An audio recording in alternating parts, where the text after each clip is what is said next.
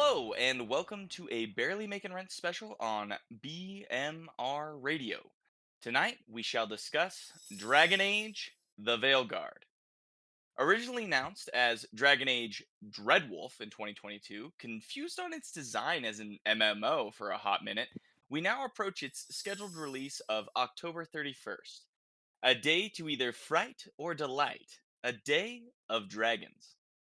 And now, let me introduce my special guest and co host for tonight's discussion. Quite literally, the Warden, the Champion, the Mighty Inquisitor, Flame of Truth. How you doing, friend? Oh, I'm doing fantastic. Thanks for having me, man. I am really excited for this. I've been playing Dragon Age since 2013 and Jeez. have absolutely fallen in love with it. So I'm so excited that we now have, after 10 years, the next installment. All right. This conversation we've been holding on to for a hot minute, so we're pretty pumped. But we're just going to dive right into it. So let's jump right in. First up, we have got the Playable Races. So it's not going to be super surprising. What we've got here is elf, dwarf, kunari, and a human. So it's pretty straightforward. I think you've been able to play all those in the previous ones. Maybe not the kunari. Yeah, Konari was a added race in the third installment for Inquisition. That was the first time you got to play them as a race. Okay, so kunari didn't come along till Inquisition. But let's just kind of look through them. They kind of have a new redesign compared to the old games. So we're just gonna kind of look. I only got like a couple screenshots of like some of the companions and stuff. So I mean, first up is the elf, and right away, I mean, the textures and everything look pretty amazing on this. Everything I've seen so far, but I don't know. Are you thinking about maybe starting as an elf or An opinions elf on has the elf usually look? been what I've started with on everything, except Really? for number two, where you didn't get that choice, just because I've always Yeah, the loved Death Hawk. elves. Yeah, Uh, but I mean, I'm really liking that design. I think the I new really elf hope they looks let me pretty get good. let me choose the pattern of the tattoos. That'd be really dope. Yeah, I heard they were talking about maybe releasing the character creator soon, so we might be able to get to kind of experience it, get it ready before the game. But yeah, I think the elf looks pretty good. An important note here, just so you guys know, is that pretty much every companion, all races are basically represented through the companions. So you'll interact with every single race. I mean, there's only four of them, so it's not hard, but like every single race will be interactable throughout the entire thing. Next up was the dwarves. Now, the main dwarfs that we always see are probably Varric and Harding. But I played a dwarf in Origins. I played a noble dwarf, and that was pretty fun. I'm not sure if I want to do a dwarf because it doesn't really fit into like they don't really have magic. So I think that'll be one of the restrictions for dwarves. Yeah, that is a pretty common restriction for dwarves because they're not connected to the fade in any way. Um, I am intrigued to see what they'll do with it though, because I've seen a couple clips of Harding, Hmm. and in a DLC piece of Inquisition, they do seem to have a form of uh, magic is the closest word for it that they don't really explain. So Is I'd be interested to see if they have some kind of a trait tree for that. maybe it's like Lord of the Rings because like in Lord of the Rings the dwarfs can like sing to the mountains. Like they can't technically do like magic, but they have this like connection to stone. So I'm wondering if they're gonna have something kind of similar for dwarves in Dragon Age. I wouldn't be surprised. I think it'd But be pretty interesting. Like I said, I saw a clip where they kind of mention it with Harding a little bit, and it's possible that it's just part of her story arc. But mm, I think it'd be pretty dope, depending on what kind of things they have in there. yeah, she do magic. Yeah. I also do like that there is a restriction there, though. Right? Like there is a Oh, lore reason. absolutely. Right? It makes it so you actually have to think about your decisions when you're making your character, and you can't just willy nilly be whatever you want. So For it's sure, kind of yeah. interesting. And I mean, they get that balance too, right? Like they can't use magic, but because of that, they're also inherently more resistant to magic. Uh, they Yeah. don't they don't take as much damage from it. Well, and there's quite a bit of magic in this world, so it's not a bad resistance to have, especially if you're gonna play a warrior. Next up is the Kunari. Now, Honestly, like, I'm curious to hear your opinions on the new design of the Kunari, because I feel like they peaked in Inquisition with Iron Bull. I think he looks super badass, but I'm not so sure about this next one. What do you think about the new Kunari design? I mean, I agree with you. I think Bowl was a really good one. I also really enjoyed uh the model that they had for the Quinari General in number two. Mm-hmm. Just basically, massive, huge horned kind of a critter, just great. Um, this one does look like it's supposed to be a little bit more streamlined, Mm-hmm. which looks a bit different to me. I don't hate it though. It almost looks like a human with horns, right? I feel like they've kind of, I don't want to say downgraded, but a lot of people are saying that they basically downgraded with this redesign. That they just Yeah, made the Kunari smaller, then now you're a human just with some horns. But I was watching there's a Dragon Age show on Netflix actually, and they have all the races. And there was a Kunari on there, but it like worked. She was a little bit taller, but the horn like I don't know, it worked for me. I don't know how it'll look in the game because it does look like they're a little too soft, but that's kind of like there's like this soft filter over the entire game that I've seen so far, a little bit more bright fantasy kind of looking. So we'll kind of see. I yeah. think there's a lot of dark fantasy in this game, right? Dragon Age is very dark at times, It but doesn't. It definitely has that undertone I in feel pretty much like, all aspect. oh yeah, right. This design, I think they're kind of leaning more towards like softening some of the fantasy, but it's still going to have that dark part to it. It's just kind of the theme of what's been going on in the industry as a whole, I think, too. So, but yeah, okay, Kunari, don't love it, don't hate it. It is what it is. They are a relatively new thing that have actually changed over the years anyway. Because like in the Mhm. very first game, there is a Kunari that you can meet, and he doesn't have horns at all. No.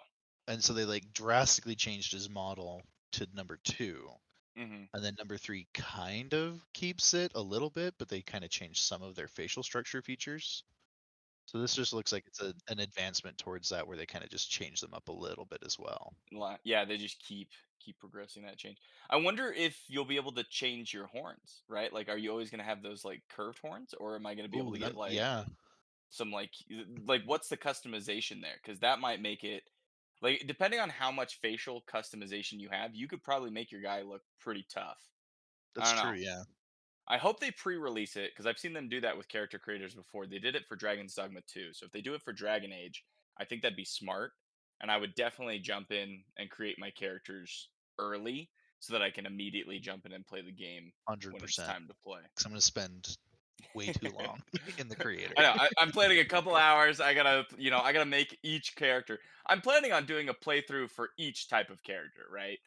Because I mean, there's just you gotta. There's so much, but 100%. all right. That's the Kunari. Let's go ahead and check out the last race. The classic human. Now, I think this is the first time I ever played Dragon Age Origins. I played a human mage, and humans seem to be like the highest. Usually, it's like high elves that are on top of the social ladder, right? But Yeah. in Dragon Age world, it's definitely the humans. Yeah, that's very true. And it kind of stems from their aspect of history, because Mm-hmm. they kind of just came in and took over the area, and so they're the domineering set of people Mm-hmm. outside of the dwarves, who, for the most part, don't want to leave underground. So Well, they might fall up into the sky. There's too much open space up there. it's far there's far too much open space. Like it's just yeah, just don't go up there. It's dangerous. Stay with the stones. But yeah, I don't know. I'm not sure which race I'm gonna pick first. I'm honestly like I'm kind of leaning towards the elf with you, but elf or maybe if I can make a Kunari look pretty good. I'm leaning towards magic, so that's why I'm not thinking about dwarf yet. But obviously, if I do like a tank build, I think dwarf would be the way to go. But Dwarves make great tanks so and classic berserkers. and berserkers. Yeah, honestly, DPS would be more fun. But yeah, those are the four races. Pretty classic, nothing crazy. Uh, looks like we're a couple of elf lads, and we're probably gonna start with the elves as our characters. A few other notes just on the characters themselves. The developers did confirm that race will play a huge role in dialogue trees and dialogue choices. Now, I find that very interesting because, like you said, there's a lot of history with all these different types of races, right? Like a lot of the elves are actually slaves. So they've got like a huge history of slavery. And the dwarves are obviously very, reside in their holes and they don't like to come out. And if they are upper dwarfs, sometimes they're like, discriminated against by the dwarfs that don't come out. And then you've got the Kunari who are like technically their own group of like people. Like the interaction there is interesting because there's been wars, there's a bunch of spies. Like Iron Bull was actually like a spy, which I always found interesting because the guy's massive and it's like He also is not that's secretive about it. Like in your no first interaction, he just straight up tells you, "Look, right. He's I'm like, gonna listen, I'm gonna take all your information." and That's what's feed it back, happening. right? It's insane. It's kind of interesting. So like the Kunari aren't very trusted, right? So that'll be interesting.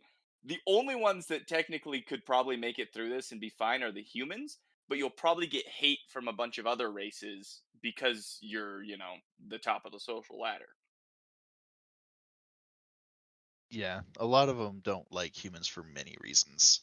So I can Well, definitely see that. I that's really cool for the tree because that's definitely not something that's happened as much in the past. mhm. Inquisition had a little bit of it where certain dialogue things had it, but it wasn't like heavy. It definitely felt like in Inquisition they were letting you kind of be whatever you wanted to be and that fit the role, right? Like over everything else you were in the Inquisitor. So it didn't matter what race you were, it didn't matter what class you were. Like those Yeah, things do matter, but not as much. I didn't feel that impact in the dialogue that I had. yeah, it definitely doesn't impact as much as it did like in the first game. So they are promising a lot of impact, and they're even saying that NPC characters, like just ones that you'll be walking by throughout the world, will react and comment about your protagonist's race. So race is playing a way more important Love it. role in how your character interacts with the world around it. So I think that'll be pretty solid for the game, and that's what I'm really wanting from this Dragon Age. Just make my character have a ton of impact on the world around me, on the people around me, and the things that are happening. For sure. Yeah. And leading right into our next topic actually is going to be the backgrounds. Now, these backgrounds and factions technically are going to be pretty interesting because they also have a lot going on with like giving your character, a background and a like how you interact with the world, how the world interacts with you. So, it's hinted that the faction choice can influence the power balance of the entire continent. So that's pretty cool. We're going to be using these factions to push things, one way or the other. And also that the protagonist's lineage and backstory will define your last name in the game. Which brings me to the point your name is Rook. That's going to be your name in the game. But I think they'll have a last name with it, depending on obviously what you choose for your lineage. That's awesome. I I really like this for the fact that that gives such a deep thing to everybody because even in like a racial, if each race has its own faction, like Hmm. it just adds so much more to who you are and how you can play. That's gonna be fantastic. Yeah, they definitely are pushing the like you're important thing, which is good because I want to be important in my game. If I'm paying you $70 for this crap, I want to be I want to be important. The But world needs to revolve around me. exactly, I'm paying for the experience. So let's jump into some of these factions. The first one that they talked about is the Lords of Fortune. Now, I will preface this with I got some information, but I'm keeping it as vague as possible and kind of like basic so that we don't spoil too much. Even with all the spoiling that they're doing themselves by releasing so much. So we'll try and keep this relatively spoiler free. So the Lords of Fortune, they are actually known as treasure hunters in Thedas. They're supposed to be the best treasure hunters in Thedas, which makes me wonder if there's going to be like treasure maps and like a little bit more exploration in finding treasure than we think there's going to be. So I don't know. What do you think about the Lords of Fortune? Have you even heard of them before? I have not heard of them before. This is fascinating, and I mean, I agree. I really hope that that kind of opens up the options for like side quest points, or even just like many optional points where it'll just give you a spot to go pick up something. I think that's a good way to like get your character some loot. Also, I'm really hoping that that means that there's like artifacts, like Yeah, like some cool like special weapons or something, or yeah, like some a special group of them weapons, that you can special collect. armor. Yeah, it I think does leave a lot of room for stuff like that. that's really cool. Um, so Lords of Fortune's the first one. Maybe I want to be a treasure hunter, maybe not. But we'll have to see because these other factions are actually pretty cool. We'll talk about it after we go through all of them about which one you think you're gonna join. Because we talked about elves, so we're gonna be elves. Then we'll have to figure out this next. The next faction is the Morn Watch. Now these guys seem like the creepy mages. They are Navara mages, also known as death mages. Now, Yes. I feel like these have been around because they have a lot of like they're already saying Navara mages and death mages. So tell me, do you know the Morn Watch? Do you know what they're doing? What is So I this haven't faction? heard Mornwatch before. That sounds like that's going to be a unique, like a more unique name. But the Navaran Death Mages, I have heard of. In Inquisition, Dorian, your companion from uh, the North, who comes to Hmm. join you, does have some dialogue where you can talk about them. Basically, they treat death with a form of reference that's a little bit different from everybody else, but they're kind of like the Undertakers. So they keep watch over the dead of the people. Like keep them from going places, like obviously rising up, or like is that Well, I don't recall Dorian going into much detail about what they do, but they're they have a very different view of magic than most of the rest of the world that you get to interact with. Uh, Blood magic is a interesting? very common practice. Necromancy is also one. So like they would probably do like rites of speaking to so that people could have closure with their dead family that might have died like out of seas or Oh, something like that. Um, I mean, their name's but pretty intimidating, being the death mages, but it's more of just like these guys know about death. They operate with death quite a bit, yeah, and they're focusing on that, like almost like reapers or something, right? But like not mhm. doing the killing part, more just like doing the guidance of death and stuff. Interesting. Okay. Um, is and also on the Navara part, do you know? Is that like a location? Is that a just like a title? It is a location. I think I think it's a city that's part of um, the Deventer Imperium. Okay. So, and for clarification, the Tevinters are basically ruled by magic. It's a little bit different than Ferelden. Magic is much more in everyday life, and the strongest mages are the ones that kind of rule, kind of deal, right? Like Tevinter's way more Yeah, focused that way. Um, yeah. Deventer does not share the same thing with Ferelden or Lay, where they believe that the magic is like a curse, basically, to be like held and kind of weird. repressed. They Yeah. they definitely are definitely kind of the opposite. The mages run society however they want. So, Yeah.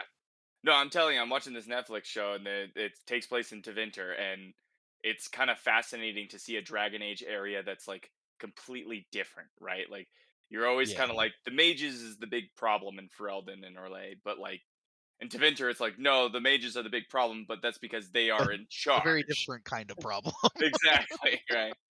So it was kind of cool to see that. But okay, cool. So we've got Lords of Fortune. They're gonna be like, I don't know. You could probably be any class. We got the Morn Watch. That's gonna feel like more of a mage class, right? Next up is the Antivan Crows. Now these Ah, guys sound yes. pretty cool. They're an elite organization of thieves, spies, and assassins known across Thedas for their deadly efficiency and exotic poisons. So this has got to be the rogue class, right? I think it will definitely fit best with rogues. Right. they've they've definitely made them a name among themselves across the lands for mostly for assassination, but they Hmm. are a very well known dark group. I guess not dark group, but like shadow, I And guess. didn't I think in Origins, what's his name? You have a companion that's one of the Antivan Crows, right? Yes, he's the elf that got hired to murder you on your They kill you. road. And you can either bring him into your group because he goes, well, I failed, so if I leave, I die, or I Right. can stay with you because you seem to be able to handle yourself. You seem chill. In fact, honestly, so when I was playing the game, it was kind of cool because he joined me, but I didn't do enough to like build his friendship, so that when the like rest of his organization, the Antivan Crows, showed up, they convinced them. They were like, "Hey, if you help us kill him now, you can rejoin." And he actually rejoined them, and then I had to kill him. So it was kind of interesting, kind of like because they're supposed to be like, if you leave the Antivan Crows, then like they'll hunt you down and kill you, kind of deal. Like once you're in, Yeah, you're in. you're in for life if you join the Antevans. Yeah. Where are they based out of? Do you know? Or are they just kind of all spread out through? I guess it says across Thedas, but They are a little bit more spread across Thedas. I believe they started in Orlais. They have a very deep root into what Orlais refers to as the game, hmm. the great game. Uh, So they're like hired to like assassinate different nobles and stuff, and kind of move things around politically. yeah, But they're their they'll own horde. assassinate things, or they'll just like dig up dirty, secrets on somebody. Like, oh, so and so has an heir that they kind of like shoot away, kind of stuff. Just anything that would give somebody political power or intrigue. So it seems like you'd probably be more of a little bit of a. I guess you could ride the line of bad and good, but I feel like Antivan Crows leans you more towards maybe a A little bit little bit more of more a mercenary. shisty, yeah, mercenary shisty kind of playthrough. But cool. That's the Antivan Crows. So we kind of have like everything represented so far. The next one is the best faction, the Grey Wardens. Now, this has been from the beginning, the Grey Wardens, right? You start as a Grey Warden, pretty great. The legendary order of warriors dedicated to combating Darkspawn across Thedas. Like, these guys are the heroes. They are the ones that want to fight the Darkspawn no matter what. But they're kind of an interesting organization in that they take in Darkspawn blood to build resistances and then to be able to track Darkspawn. Yeah, So it's kind of this interesting relationship with what they're hunting, and I think at the end of their time as a Grey Warden, like don't they start turning near the end, and they kind of go down to the deep roads and go just try and kill as many Darkspawn as possible. yeah. So they take in the Darkspawn blood to like gain a connection that allows them to not get sneaked up on, as well as like kind of have a better understanding of the Darkspawn and everything that's going on. And then they do eventually go through what they call the calling, which is basically uh, the idea that all Darkspawn are hearing like a call from the old gods to come find them in the deep roads, and that's what starts a blight. And so eventually they'll start to hear that same kind of a call that like they kind of hear always, but it gets strong enough that they start to not be able to resist it. At which point they're either going to just turn into a Darkspawn completely, or they do what their organization normally does, which is go on a full battle attack to the deep roads to take out as many as possible before dying themselves, so that they don't fall. Now, you'd think this is kind of a selfless organization, right? Like the idea here is that they are giving their lives basically to fight Darkspawn. But if I'm not mistaken, the Grey Wardens also have like a few things in place, like edicts and things where they can go from town to town and be like, "I'm taking all your prisoners," and they're now Grey Wardens. I mean, kind of. What they have are a bunch of treaties with the different organizations in countries because of the good that they've done in the past, where they Hmm. basically have kind of a diplomatic end all statement of conscription, so they can just say it doesn't matter who this person is, I'm conscripting them, they're mine, you have no more power. So that they can basically find the best warriors, and sometimes that's, the dude that's plundering and stealing from everybody in the town. So, but they can recognize that this person would be really good at fighting, Hmm. and they'd rather take them than just let that person die because they Get need more executed, people. or yeah. Yeah. They also, it's like it's not like 100% guaranteed that you'll live through the Darkspawn blood ceremony, right? Like it's some of you may Yeah. die. So it's not Well, like it's yeah. a great thing to it's like, well, I can join, but I may not even make it to be a Grey Warden. So, Yeah, I mean, it is in and of itself kind of a death sentence. So even if you take somebody off the chopping block, really all you're doing is either saying, you don't die now, you could potentially die becoming one of us, or if you survive, I mean, eventually you're going to die anyway. yeah, So, right. You could either because do it this drastically or yeah. shortens your lifespan in either case. But there also seems to be a lot of Grey Wardens, right? Like there at least there's like a group of them in every single country, it seems like Orlais has their Grey Wardens and Ferelden has their Grey Wardens. Yeah. Um and then I'm guessing Tevinter has some Grey Wardens because they're not I really. I'm not 100% certain if Devinter does. I feel like there's a Um, lot of questions about Tevinter. Devinter is very unknown because up until this game, basically we only kind of hear references of Tevinter. In fact, the very first uh gameplay trailer that they released is supposed to be in Tevinter, and that's the first view form of what it is that we see. But we get to hear about it from different people. So like Zevran from uh, Origins, the elf that wants to murder you, will tell you a little bit about it because he was born there. Hmm. Um, Dorian is from Tevinter. He's a understudy to a magister, kind of a thing. Like they'll tell you about what the place is like, but we don't have a whole lot of info, So we don't know if there's and so I don't actually know. a group of Grey Wardens. Interesting. I would actually be a little bit more surprised if there were, solely on the basis that um, Tevinter seems to have a really high regard of itself due to its magical capabilities, Hmm. because the Magisters run everything. But the other places generally don't have like as many mages just running around doing things, and so they're far more reliant on this kind of brute force Organization. necessity. Yeah. And Tevinter isn't really great friends with Orlais or Ferelden. So unless the Grey Wardens have decided to make their own grouping up there on their own, I Hmm. doubt the Ferelden and Orlais are sharing. Probably not. So interesting. I guess I hope we find out. I hope we find out if there's a Grey Warden group up there. But Grey Wardens, pretty cool, pretty badass. Always have been. Next group would be the Veil Jumpers, I am super intrigued by this. right? Like these guys are brand new because the Veil Jumpers implies you're doing some cool stuff. It's a faction of daring explorers dedicated to uncovering the mysteries hidden within ancient elven ruins. So these guys they're not lords of fortune. They're not looking for treasure as much. They're more looking for like mysteries and answers of like the past almost, right? Because they're going through those elven Mhm. ruins trying to figure out what actually happened before.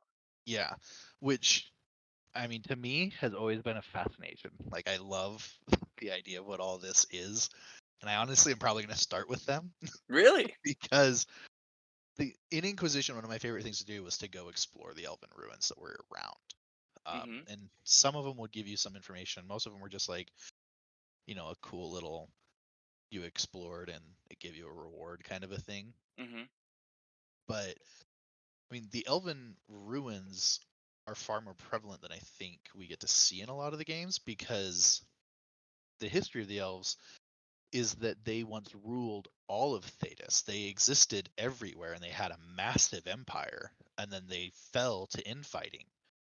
And Tevinter, in and of itself, and like all of their strength, is built on what they found from the elves and then continued with. Whereas, like in Orlais and Ferelden, they kind of just let it die because nobody wanted to deal with it. So they just never did anything. And so there's like tons of history and frankly just power in those areas. I wonder if each start, and I bet it will. I mean, each start with it. No, they're probably going to start it the same way because I think we saw that trailer where you're going and confronting Solus. So I think they probably Yeah, I meet think you that's there probably going to be the origin. But it may be interesting to see if you get a different companion at the first. beginning, depending on Yeah, who, like which which faction you faction? started with. True. Yeah, that could be Because interesting. they only showed the one where you had the mage come join Yeah, you, and it might be intriguing to see if somebody if else it does, if it's a switches, different faction. possibly. Yeah, that could be interesting. So you're thinking Veil Jumper. All right. So you're gonna be an I am elf thinking Veil Jumper. a mage elf veil jumper. That's what we're doing. Already leading into the mage. He's going for it. All right. Well, the final faction, and honestly, this is probably the faction that I'm going to join, is the Shadow Dragons. Now, there wasn't a ton of info on this actually. They're pretty straightforward. They're kind of like the Grey Wardens, where they're dedicated to helping those in need and fighting against corruption. But that's not exclusively like Grey Wardens are focused on Darkspawn, right? Shadow Dragons are just focused on fighting corruption anywhere. So they just seem very like it's kind of an interesting organization in my eyes because it could be very selfish in a way. Like your character could have a very selfish motivation for joining the Shadow Dragons, but it also could have one that's very selfless. Like it leaves a lot of room for maybe your own kind of character development, character ideas of what you want to role play with. Um, Also, I think Shadow Dragons is just kind of a cool name. I know it's very basic, but I like it. So, It is a pretty cool name. I mean, right, like the Shadow Dragons. But yeah, so not a ton on them. They look pretty cool though. I think, like I said, each of these backgrounds are represented in not only the races, but also the backgrounds are represented with your companions, which we will get to. Don't worry, gotta talk about those companions. But a few last notes on Shadow Dragons, which I think is a new faction as well, right? There's no yeah. okay. So Neither the Veil Jumpers nor the Shadow Dragons are ones that I've heard of prior to this one, and I am actually super intrigued in just going back to Veil Jumpers a little bit as to whether or not that started after Inquisition, due to the weakening of the Veil that I happened. would right that would make most sense, right? But at the same time, they are focused on ancient elven ruins. So is it like Yeah, because now that the veil's weakened, they're weaker in those elven in those ruins? places because they already were weaker in those places, but it could be like significantly now. Even yeah. So that'll be Either way, definitely interesting. I think veil jumpers. I agree with you. I think veil jumpers are gonna raise a lot of questions, and be very interesting. Otherwise, out of the factions, like you got Lords of Fortune, not much there. Mornwatch, not really heard of before. I mean, the mages were, but the Mornwatch itself, not really. We've heard of Antivan Crows. We've heard of Grey Wardens. Veil Jumpers is new, and Shadow Dragons is new. So a lot of new opportunity for new lore and new faction interaction and kind of changing up how the world works. So I think that'll be pretty cool going forward. absolutely. I look forward to this. So I think I have like a couple more notes on these factions before we move on to classes and specialization. But while you can change your character's physical appearance at any time during the game, which is a huge point, by the way, you can. I don't know how That you'll is a do it. very huge point. Right? Because I think you can't change race. I don't know. It didn't specify, but you can change its physical appearance. So maybe it'll be like Baldur's Gate, where you can change your character look, but you still have to be like if you chose human, you are human kind of deal. Um, Yeah, maybe. but you can't change your class or faction once those are chosen. And I think that's because they play such an integral role into how the world and how the characters are going to be treating you throughout the entire thing that they really give you a personal It kind of has to experience. have a hard stop there, yeah, because they can't have you just switching it up midway.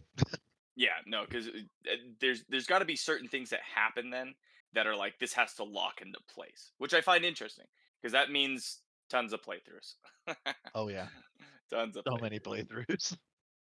playthroughs. The last note was that the decision will determine which we kind of already talked about this, but the decision will determine your protagonist Rook's past and their role in the fight against Solus.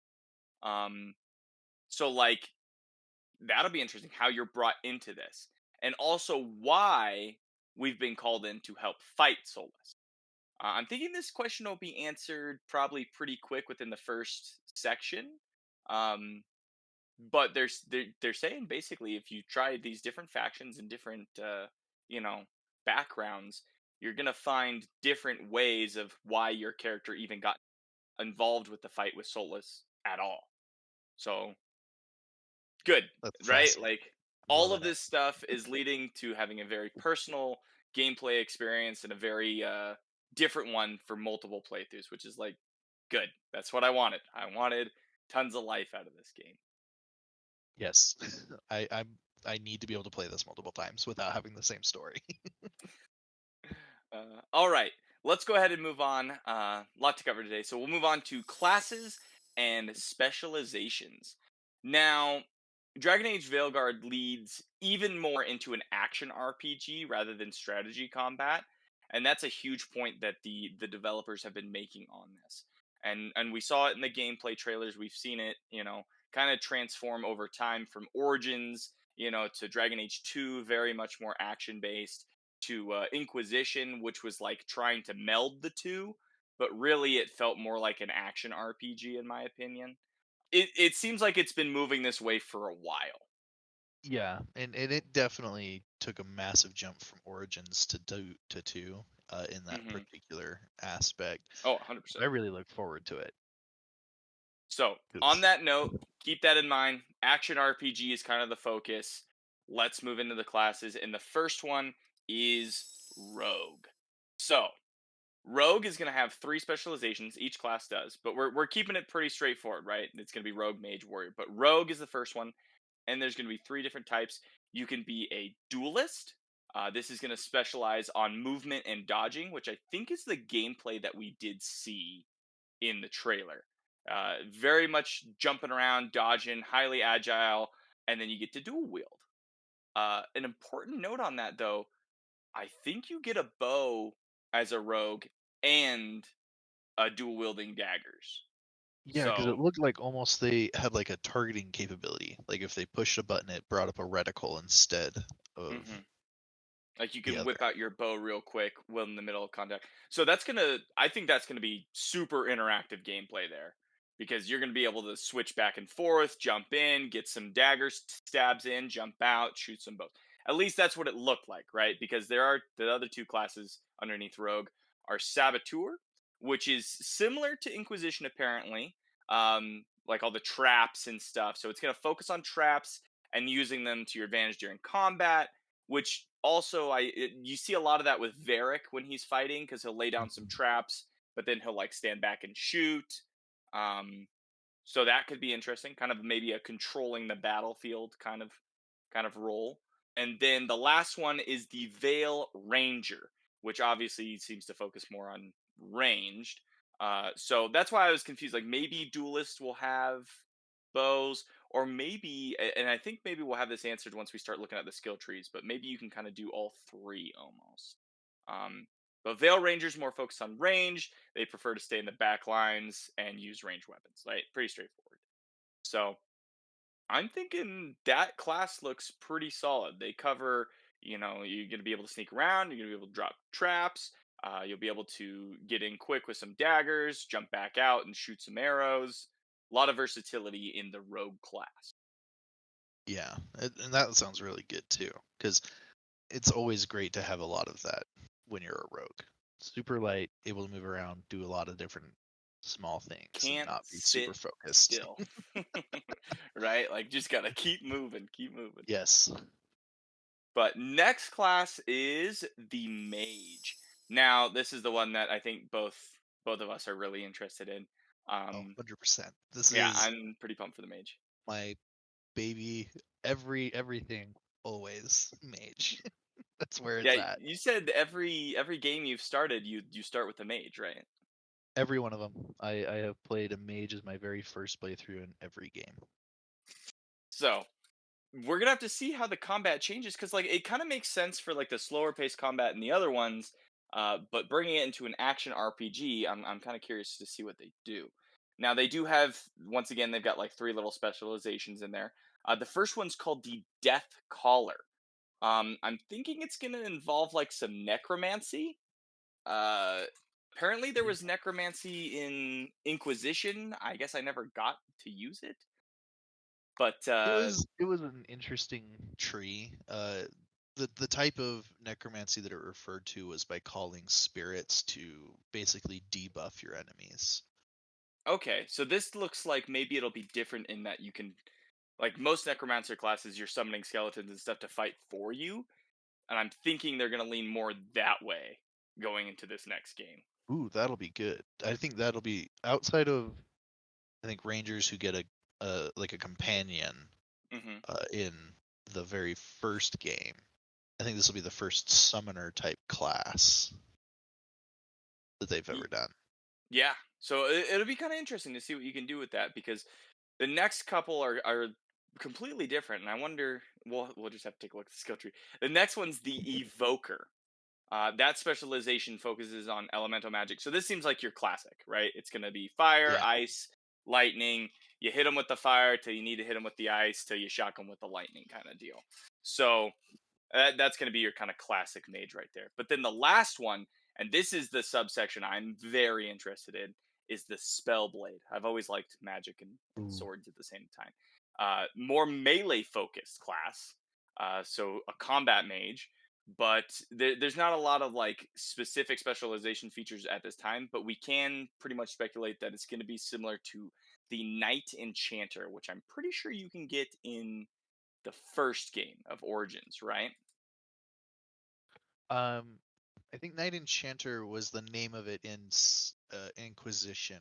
In Origins, there was a specialization you could unlock for a battle mage, is I think what Battle they Mage. called Okay. it. But yeah, I mean, it was amazing. It's It was in amazing. my personal opinion, it's a little OP because you can basically spend the entire game building this like mage that's pretty squishy, but like in like glass hit things pretty well. But the moment you get this specialization, I mean, its specialty is the fact that instead of needing strength to like wield armor and weapons, you can wield your magic. So you can have virtually no strength whatsoever, and then go from swinging or like poking at people with a stick that deals like 8 damage Hmm. to swinging a sword that deals 30 while also being able to wield all of your spells. Like it's pretty great. It's pretty cool, right? Like, and so I'm thinking based off of everything that we've done so far, I think Elf, Shadow Dragon, Spellblade is what I'm gonna lean into. I'm thinking my I may have to look at what the Spellblade does because that does sound intriguing. But I'm probably gonna start out with the Elven Veil Jumper Evoker. Keep it classic magic. Classic magic, man. Classic magic. I got to start there, and then we'll branch off. We'll see. I mean, like I said, I think we'll be able to branch into each of them. So we'll see. You might be able to make some pretty intricate characters here. Um, the last class is the warrior.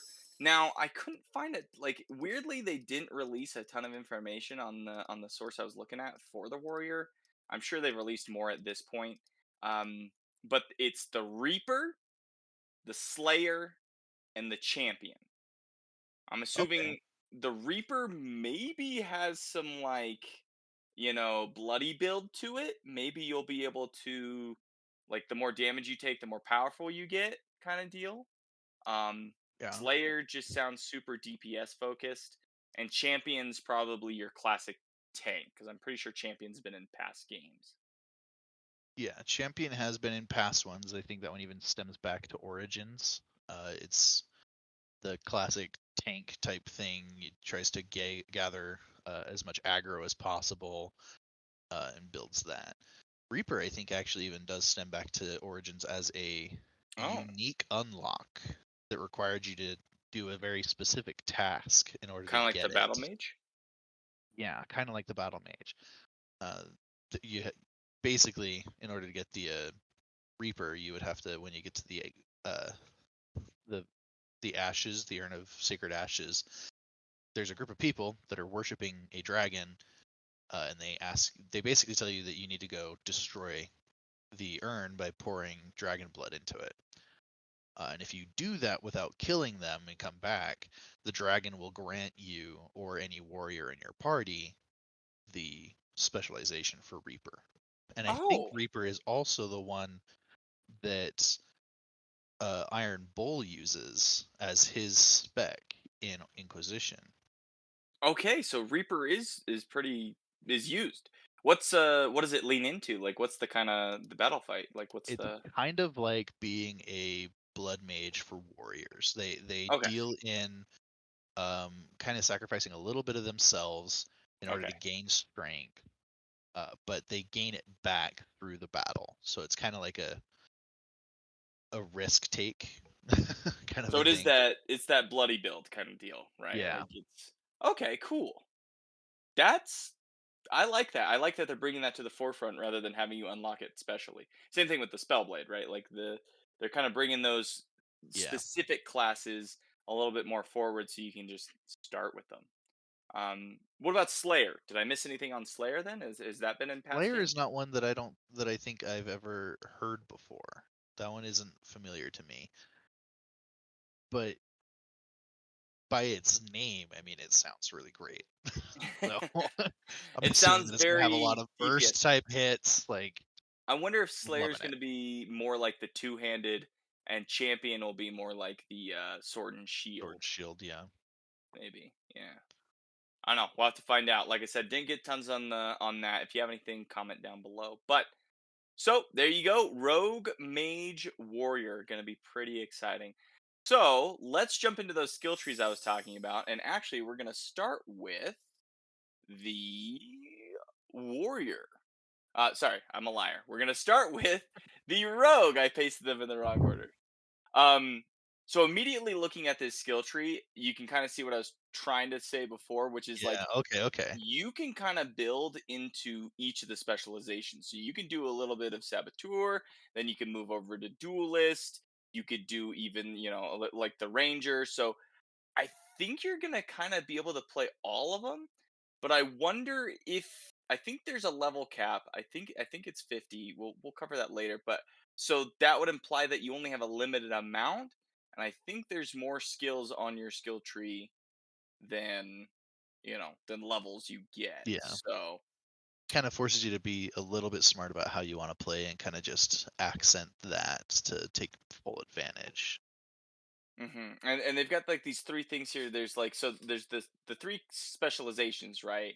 Are like a triangle on the thing, but then on the other triangle of this like hexagon for the level up, you see there's like burst, sustain, and control. And so it looks like they're gonna be like an in between the classes kind of deal. I'm betting for like the rogue that burst is much more of a like fast damage area, whereas sustain maybe is like over time damage, and control is much more like a battlefield control situation. Yeah. I agree. I think that's probably definitely what's going on. And I think it's interesting too that they're like opposited towards their one like saboteur, right? Like we is going to be like all about a lot of the traps. So they're not going to be dealing tons of damage. Their goal is to be maintaining the control of the battlefield, and they probably need that sustain in order to keep going at it quickly without having to have hmm long breaks. So it kind of Yeah, does give you the option to be like, I'm going to go into the specialization, and then whichever specialization you choose next, you'll end up getting some of the things in between that help bonus you. yeah. So you'll like lean more towards two of them rather than all three. So it'll kind of make you want to be a duelist ranger, then you'll probably move this way towards burst. But if you want to Yeah, be kind of like a trap man, but with arrows, right, dodging around, laying traps, much more of a control. But it's definitely interesting how they're building this. I really like this new skill tree compared to the old skill tree. oh same. The old skill tree was weird because it was like you got like five or six different small skill trees that you would like focus on, and they were much more direct that way. I like this one because it's building all off of like the same skill tree. Yeah, which I think that gives them kind of some bonuses that they can deal with it, right? Because like the smaller ones give you the options of like being far more focused inside of yourself. as far as like, because it didn't focus so much on like passives and things. Like there were some passives for certain abilities, but it really was like, oh, I'm going to be a duelist, so I need these specific abilities, and every level was a new ability. Whereas this one looks like it's going to be far less focused on abilities, and that these are probably going to be like trait pieces, right? Like the ability for control is that certain abilities are going to be a percentage longer, or something like that. And so Hmm. it gives far more control to the player, as far as like how they want to be built outside of just what abilities am I using, which I really like. What this skill tree reminds me of too is I don't know if you've played the Assassin's Creed Valhalla. It's very similar in its design where you start in the middle and you kind of build out and it's like this big star pattern branching kind of deal. You can kind of focus one way or the other. Now, with Assassin's Creed there's no level limit and you can basically fill out the entire tree and go god mode. But if you look at this, like I said, level cap is 50. I'll just confirm that for you guys. It's 50. But this the skill tree that we're looking at is already at 30 and you can see it's not even close to filling out everything on this tree. So there's going to be definite decisions that you'll have to make. Another important point, though, that you can see literally in the bottom left corner of this whole skill tree is refund points. So you'll be able to respec. So if you start fighting as a saboteur and you just absolutely hate it, you can respec and build over towards a duelist instead. So pretty cool that we're going to be able to not only change our character multiple times throughout it, like visually, but your class is going to be flexible to be like, I'm not really liking this playstyle. I don't have respec into a different path. Yeah, which I mean, that's fantastic to me because I've definitely built characters before where I was like, ah, well, I didn't enjoy this, and then I have to Yeah. start all over Yeah, because and there's it's not a way to go back. you're in too deep at that point. But So this looks really cool, and I think also, I mean, maybe this is just a me. I don't know. Maybe other people will do this too. But I'm looking at this thinking like maybe even some like pre-battle planning, like the ability yeah, to like because if you could consider what respec, battle you're gonna go to, what am I uh gonna huh, want, what am I gonna need. You can change yourself up before battle.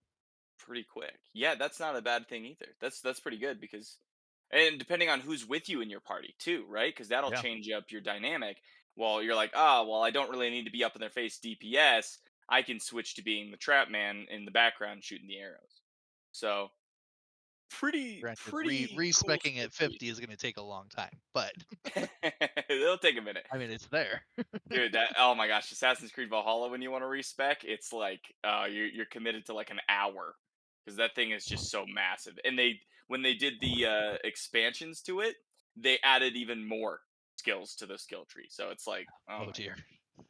But I like the menu. I like how this skill tree looks too. I everyone's complaining kind of about the purple pink hue to this game, but I'm like, it's all right. I think it'll be good. I I think it's kind of like okay. the purple pink hue. Yeah, it's trending right now. Okay. Um, so this is the rogue. Let's go ahead and check out the other ones real quick before we move on. Let's see. We've got. It looks like it's going to consistently have the same thing. So in the mage one, they do have a control, a burst, a sustain. So it seems like those are going to be kind of the main focuses of combat in general, and kind of what you lean towards. Now, what's interesting about this mage one is like you can see how he's built it. They went up and then over to Deathcaller, which it looks like each one has their own, like, so Evoker, Deathcaller, Spellblade, they have their own little hexagon.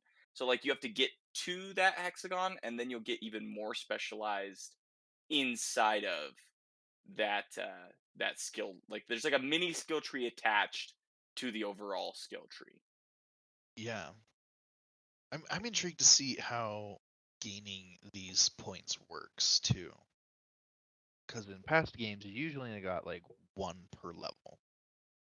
I mean, it's level 30. Let's see. 1, 2, 3, 4, 5, 6.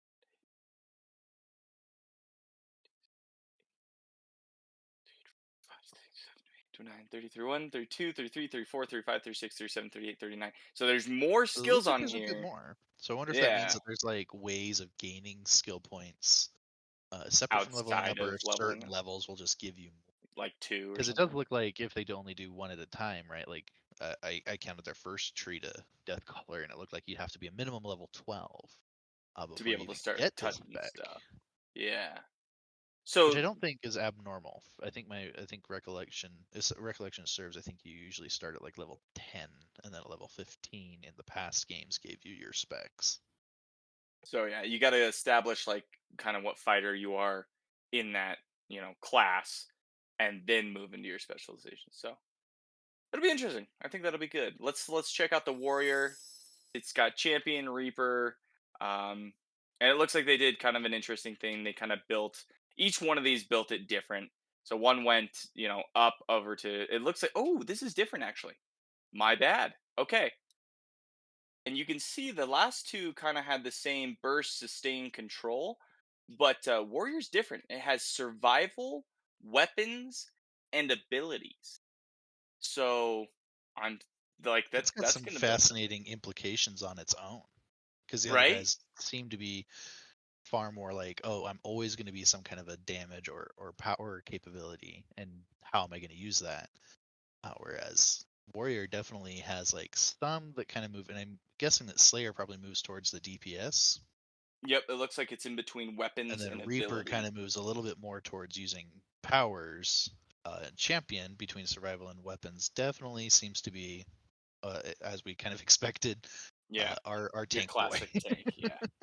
So it kind of cool actually. It makes me more intrigued with the warrior class because you wouldn't be doing. I guess you could do control if you're like, hey, look at me. But um, yeah, weapons implies that you could use you could change on the fly from two handed to sword and shield to. True, yeah. I wonder if there's gonna be anything else. They haven't really mentioned anything else besides your classic two handed and sword and shield for warrior. So we'll have to find out. But okay, those are all the skill trees. I think we're still leaning towards our mage build. So you'll see us there. Next up is going to be let's talk about progression. So, like I mentioned before, the level cap will be 50, and you earn skill points obviously for your constellation tree. Now, you are curious how this kind of worked, and I actually got a breakdown of how each of these abilities works in the skill tree and what they are. So it might kind of tell you what you should go towards while you're leveling up. Now, there's large circles, and those are your class ones. Those are core skills and weapon proficiencies. So the big circles on there are ones that you're going to want to get for your specialization. Then there's diamonds, and these are apparently abilities. So the diamonds will be the abilities, and they can be assigned to an ability slot. So that's kind of like unlike the originals, right? And origins and all the other level up trees that you've had on previous games. The diamonds have kind of been what you do. So I think it's kind of Yeah, pulling from those originals because there is circles and diamonds and stuff in those. Um, so it's not going to be too different. But then there's medium yeah. circles, and I guess these are supposed to be your passives or ability upgrades. So they're going to add effects and modify existing abilities or stats. Things like guaranteeing a critical hit on knockdown or extending range kind of deal. Little like adjustments to what you already have been building. Then there's small hexagons. Those are going to be traits. They're going to once again they're going to modify existing class skills like counterattack, extending attack combos, or like it says like missile block return, which Ooh, you're right. That word return on there is like, what do I catch something and be like, nah, are you like? Well, I wonder if there's going to be like some cool that's mage stuff where you can like catch magic and then like swing it back kind of deal, that. or like Yeah, catch an arrow and then throw it back at him. I don't know. That'd be pretty sick. And that'd then, be awesome. right, the smallest thing is the small circles. Those are your minor passives or stat boosts. So they increase the efficiency of abilities, passive or stats. So like a lot of them feed into each other. Obviously, the major ones that you want to look for is probably the diamonds and the large circles. So the bigger shapes are better. Go for bigger shapes. Use small shapes to build bigger shapes. So that's kind of the cool breakdown there for you. Uh, there is a couple other points here. They say skill points can be refunded, which we did talk about, for an entire skill tree or individually. So you don't have to like if you're like, oh, I want to retract one or two, you can do that. You don't have to like Not feeling that completely. ability, not using it. Let's get something that Let's we'll get rid use of it. better. Exactly. And then a note on this, because like we're talking about the skill trees, weapons and gear actually have their own unique stats separate from the skill tree, which is good, right? Like you want your weapons to have their own effects and stuff. So, some interesting things about this: duplicate items will allow you to increase stats and unlock additional features. So I Oh, I think love that that. means you like I've got this 5 of this same dagger, I'll jam them together and they'll give me some different features and unlocks. Do we think it's going to be random? Like do you think like it's going to be like Borderlands where like the guns you get have really random effects, or do you think it's going to be pretty straightforward?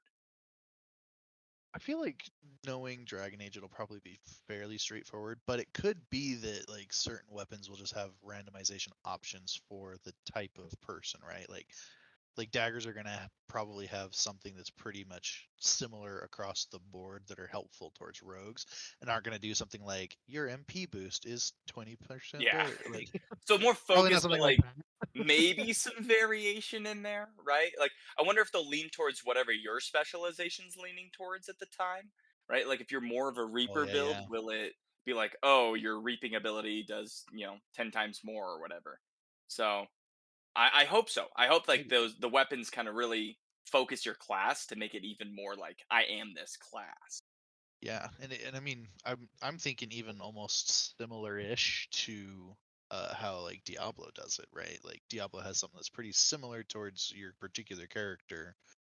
So there's a wide range of options that it could hit, which would mean Hmm. that like jamming together either is going to increase its current ability by percentage point, or even just give you something new that you have to kind of deal with, which would explain why you'd be able to like refund your skill tree. Because if your dagger goes from increasing your like overtime bleed hit to a greater damage on a specific ability, then you can just go make Hmm. sure that you have that Just ability so that you can change take that full way. effect. Yeah.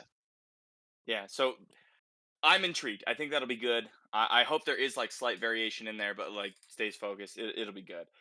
The next point on here is that you can so like not only like taking duplicates and jamming them together, there is going to be somewhat of an upgrade and enchantment kind of thing at the caretaker's workshop in the lighthouse hub. So a lot of information right there, right? First off, who's the caretaker and why does he have a workshop? The image that we got, he's wearing this like weird helmet that has eyes all the way around it, and he almost looks kind of He like looks he's like not he's a actually spirit of physical, sorts. right? Like he's kind of got some spirit stuff to him. But so upgrading and enchanting, which means after you jam your gear together, I wonder if you can be like, I don't like that enchantment, switch it to this enchantment, or how that will work. How has enchanting worked in past games? So enchanting hasn't been a thing really until Inquisition, where it was fairly focused. Inquisition introduced the first time where you could build weapons, so you could try to like specify the kind of thing you wanted to wield, and that would include like the metal that you wanted to that would like deal a specific type of damage, certain, and then like their rankings would do more damage versus another one, and then other ones would just give you different stats. Hmm. But then you could find like unique items that later you could use as a mastercraft item, to give yourself like a very very specific ability. So it was very non randomized. Like it basically it was the only randomization was do you have the materials to To do do what it. you want. Hmm. Otherwise it was very choice specific. Um, wasn't there? You said it started in Inquisition, but I'm pretty sure isn't in Origins. There's a little dwarf guy that is all about enchantment, and he's like a savant with enchanting. Oh, that's okay. I think I'm thinking about two different things, but you're correct. Enchantment in of itself, uh, in the first game was also fairly specific too. Um, you could you could end up finding tons of runes, and then specifying how you want them to work, and that ranged from applying damage types to Fire gaining damage, or bonuses on uh, defense. okay, yeah, no. How could you forget the what's the dwarf's name? I can't even remember. Enchantment? every time you walk up to him. And you get him in the second game too. I love him in the second game, and I love that they didn't explain him anymore whatsoever. No. Like No, he like that is mission, exactly who he is. you go rescue him and he's like covered in Let me blood rescue and he's you. just like chill. He's killed all these guys and you're like, what happened? And he's like, If I'm this good. is a Like, group of enemies that would have caused me trouble, why is why are you okay? Sandal just chilling in the middle of them? And all he has to say to me is, Not enchantment. what does that Not even mean? super. I hope they show up in this game because I don't. Did they show up in Inquisition? No, they don't show up in Inquisition. The last time you see him is in number 2. They don't make any appearance that I can recall All right, in deep theory. Inquisition at all. He's actually one of the old gods, and he's So escaped. I have read that deep theory before, and actually I've Wait, seen things. someone. No, this is a legit theory.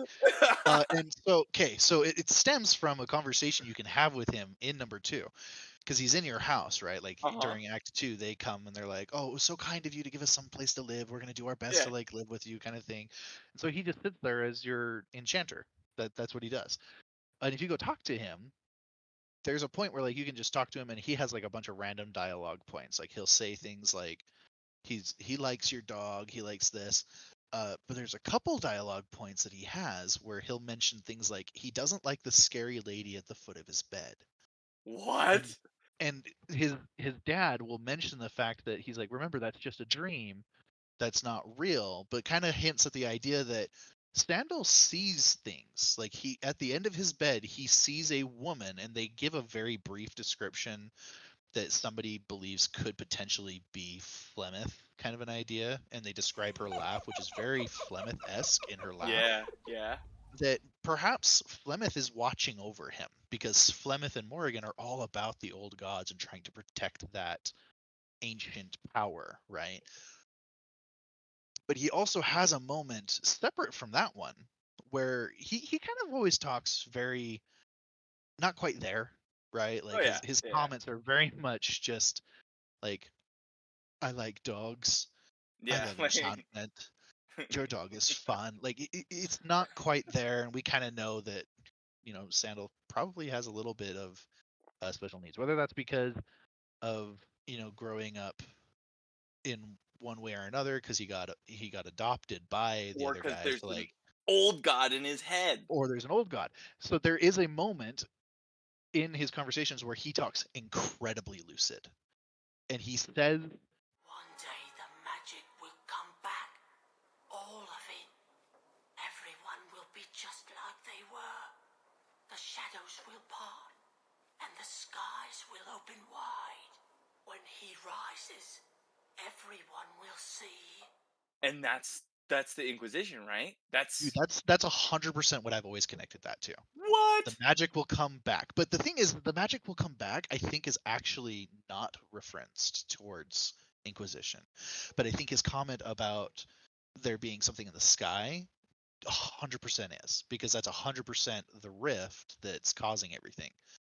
But in Inquisition's DLC for Trespasser, where you learn a lot more about Solas and the fact that the reason he disappeared is he's going to come cause this game because he plans on trying to bring back Solas's entire purpose is basically that in his past he caused the reason that the elves no longer have the power that they used to.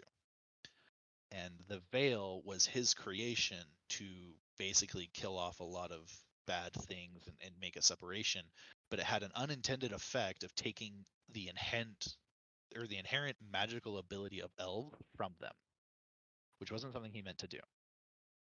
Interesting. And so I think Sandal's other comment of one day that the magic will come back is in reference towards Solas attempting to restore this magical power that has been hidden. So he might be referencing this game instead, Maybe. depending on what happens. I mean, it was over 12 years ago. I'm not 100% certain what their plans were at that time, but it is 100% possible. Right? I mean, they've been playing with this Solas story for a while, so There's also, just on a side note, because this one wasn't mentioned in the first thing that I read about that kind of a behavior, or like thought of like him having an old god, but another DLC in Inquisition, of which I can't remember the title of, but basically takes you down into Orzammar, and they go down to the depths to find these earthquakes that are abnormal to them. You learn a history of the fact that like the dwarves didn't always used to be the way that they are. So Which maybe he's saying the magic's coming back for the dwarves? for the dwarves. And with Because all in the stuff that, we know about Harding, means yeah, that maybe it's starting to happen. Oh my gosh. Enchantment? there's a reason that Solas refers to dwarves as child of the stone. And it's because he's very, very old and remembers when 'Cause they he's an weren't how they old are man. now. Interesting. Okay, so we might get some huge dwarf lore coming Dude, through I'm this next hoping. game. If I, they I do want to nothing with know. that DLC, I'd be very mad. Yeah, no, we'll have to see what happens with that because there's a lot here. So, well, that was awesome. I'm super excited now that that theory is legitimate. Let's see, or could be legitimate, right? But the last point, just back to enchantments, was that you can only have a single enchantment applied to a weapon at a time, and each enchantment can only be applied to a single item or ability at a time. That says the same thing. Why did I write that sentence? Basically, one enchantment per item. So that's good, right? Because like you're not gonna break the crap out of the game by putting like 6 enchantments on one sword or something like that. So I Yeah. think that'll be okay. It does show another just side note. Looking at the image here, there's an upgrade cost, and it looks like you get it's different tokens to upgrade stuff, right? It looks like they're supposed to be the caretaker tokens, maybe, and you can rank up his shop to unlock better enchantments and upgrades. So, just video game things. Seems legit. Just things to like, keep on your back burner, side things to take care of. Yep. Gives you a reason to probably explore a little bit more and collect things. I bet you those Yeah. tokens are either hidden or only earned through special quests or something like that. So we'll see. Definitely. That sounds cool. That's pretty cool, and we'll have to see who this caretaker guy is. And the other point on this was the lighthouse hub. So that means that we're gonna have a hub, kind of like Inquisition had your own castle. This seems obviously a little bit more smaller, a little bit more focused. We're gonna have a lighthouse, which is cool because who doesn't like a lighthouse? But okay, the next point. This one's kind of a step backwards again to some new mage weapons. Right, we talked about the mage class Oh, and stuff. yes. So there's some new mage weapons. There's not a ton on this, but I figured it was worth mentioning because they're cool. They talked about an orb and a dagger. So there's your spell blade, and I guess like obviously you get a staff, but like I wonder how that works. Like the orb is going to be able to do magic stuff. Is that going to be I think that's like kind of how's the idea. It's supposed to be like a focus. right? Because then you also have the dagger, and the image shows that you're going to have a dagger and an orb in the same hand. Not in the same hand. Sorry, in both hands. Like one dagger in your left hand, orb in the right hand. So you're gonna be like they seem like a combo. Mhm. So maybe like you spellblade some stuff, and then your orb will like magically hit stuff. I don't know, but I'm excited for a new kind of weapon for the mage because the staffs were cool and all, but they kind of got old when I was just like staff again, another staff. Yeah. I think they did try their best with the staff to like make it more impressive starting in number 2 when Mm-hmm. battle went from push it forward, light color of whatever element my staff is flies forward to hit enemy, right? Yeah.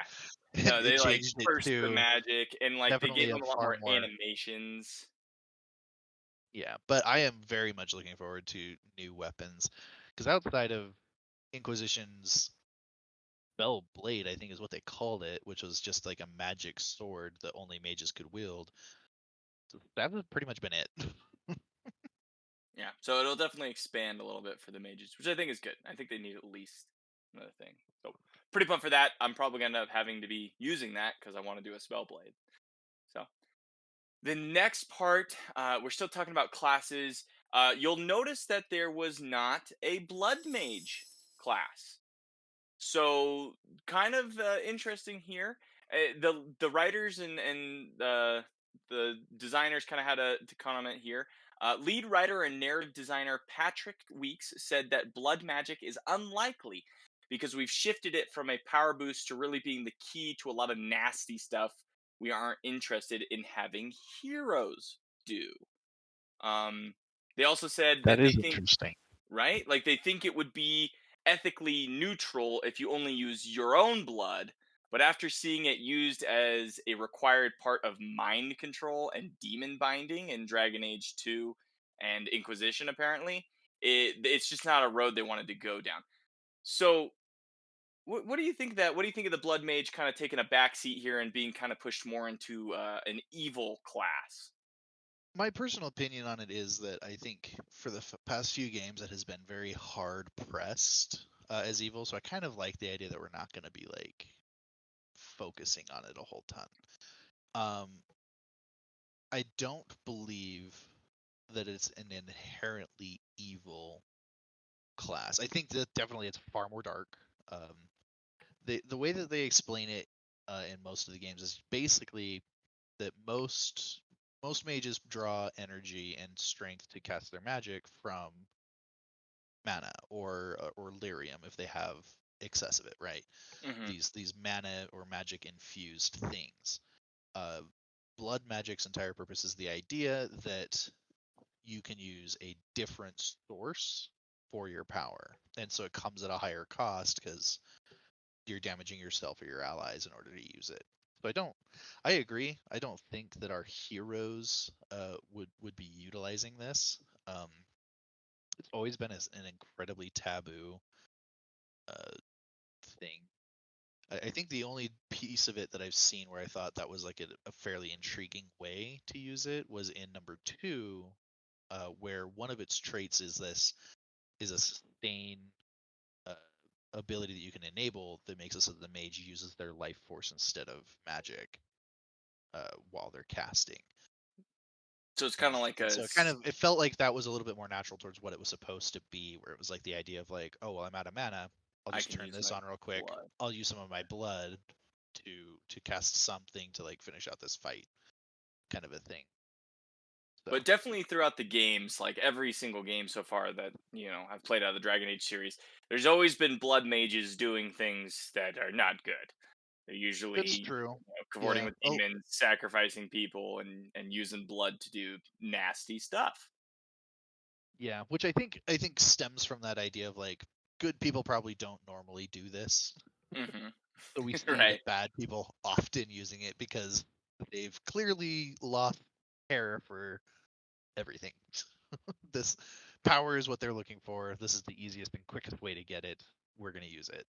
So I do agree. I like the idea of it kind of taking a back burner as not the sole force, especially since in the past ones, like blood magic was kind of like the inherent evil of the problem, right? Like that's why there's so much of it in number 2 is the idea of like we're trying to fight a bad thing with good, but that's not working out very well. So some people are turning to this very bad taboo topic to like try to like fight back. Mm-hmm. And so there's a lot of it in number 2. I think this even brings up a deeper conversation here because what they're implying is that they don't want the hero to walk, right? So Dragon Age, I guess you've always been the hero, right? Like you've always been kind of a good guy, but there's no room to be a bad guy is kind of what they're implying. They're very much pushing the fact that you're going to be the hero and you're supposed to be good. Now, personally, I usually always play a hero, but it sounds like they're kind of really locking you into you play the good guy. How much flexibility was there in past games, and how do you see that being like? Do you agree with that? Do you want to be able to do some bad stuff, right? Like most of the backgrounds and classes that we saw have kind of leaned towards more of a good guy, even with like things like necromancer. Those guys in the Morn Watcher are supposed to be like good necromancers. So what do you kind of think about that and kind of the limiting of how your character is going to be kind of seen as? I think throughout most of the games, that's kind of how I've felt they've kind of always been doing it. Some of their dialogue options allow you the option to be, kind of a jerk. You can be really upfront, really rude to people everywhere, but that think their behavior very seldom actually does anything to anybody's liking of you. Outside of maybe like your personal companions, right? Like if you talk to so and so and you're an absolute jerk to them, they're not gonna like you. You're not gonna have a high standing No. with them. But like beyond that, like it really doesn't change much of your story for anything. So you're kind of just always forced to be the hero with options to be a not so great person as an individual. So I mean, I can kind of see where this could where this kind of comes from. Like we don't want the hero doing this thing because we want them to be walking in this lit path, upright kind of a thing. But I do think that kind of draws a little bit of a negative towards the user's experience, as saying like we want you to do this, so we're not giving you the option. I do feel like the last one, like, because you're the Grey Warden in the first one, right? But your whole goal is to fight off the Blight. The second one, you play as Hawk, who is very much his own character, but you kind of guide his path through his story. But his story Yeah. is very much set as well.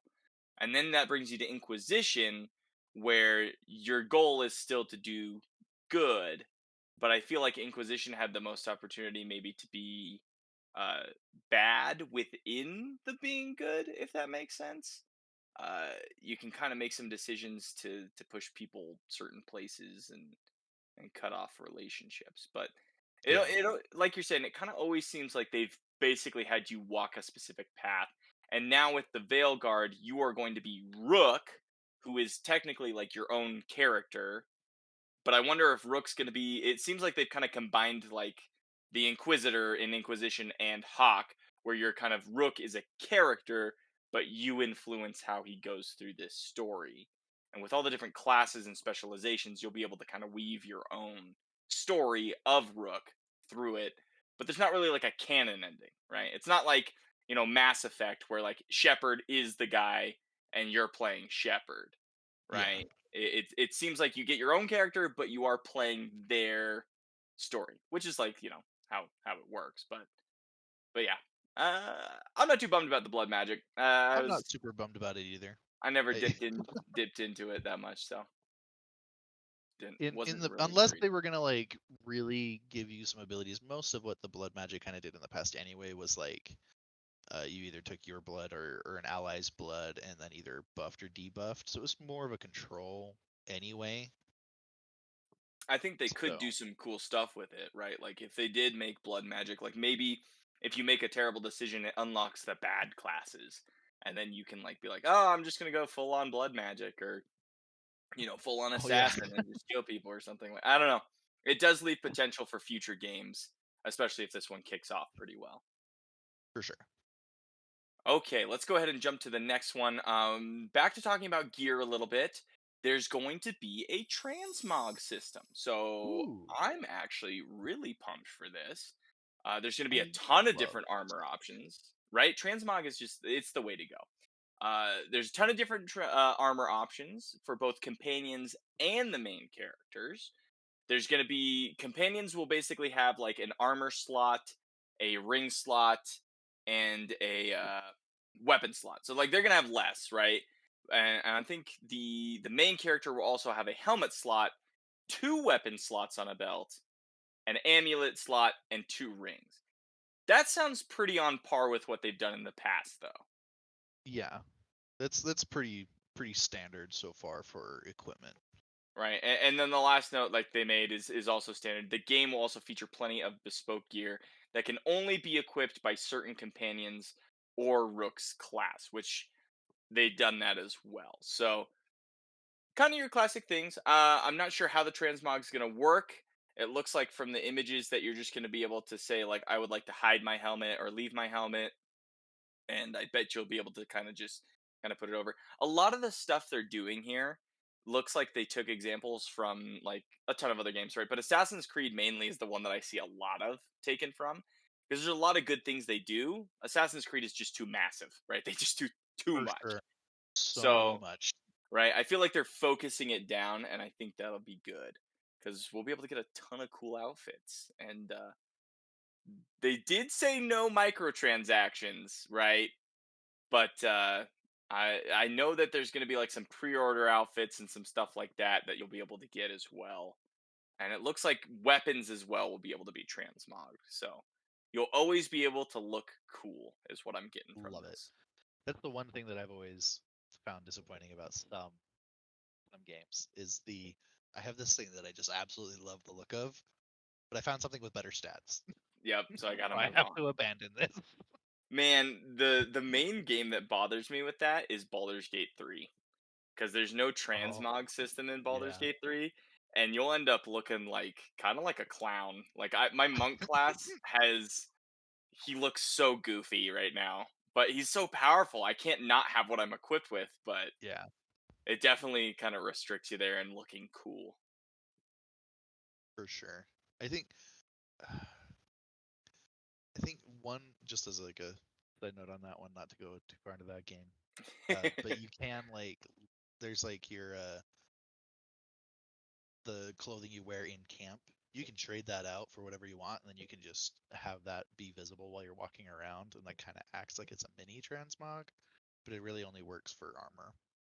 Yeah, I never really thought about it that way. I thought like if you make it so you're wearing that outfit, that then you're not wearing your actual armor.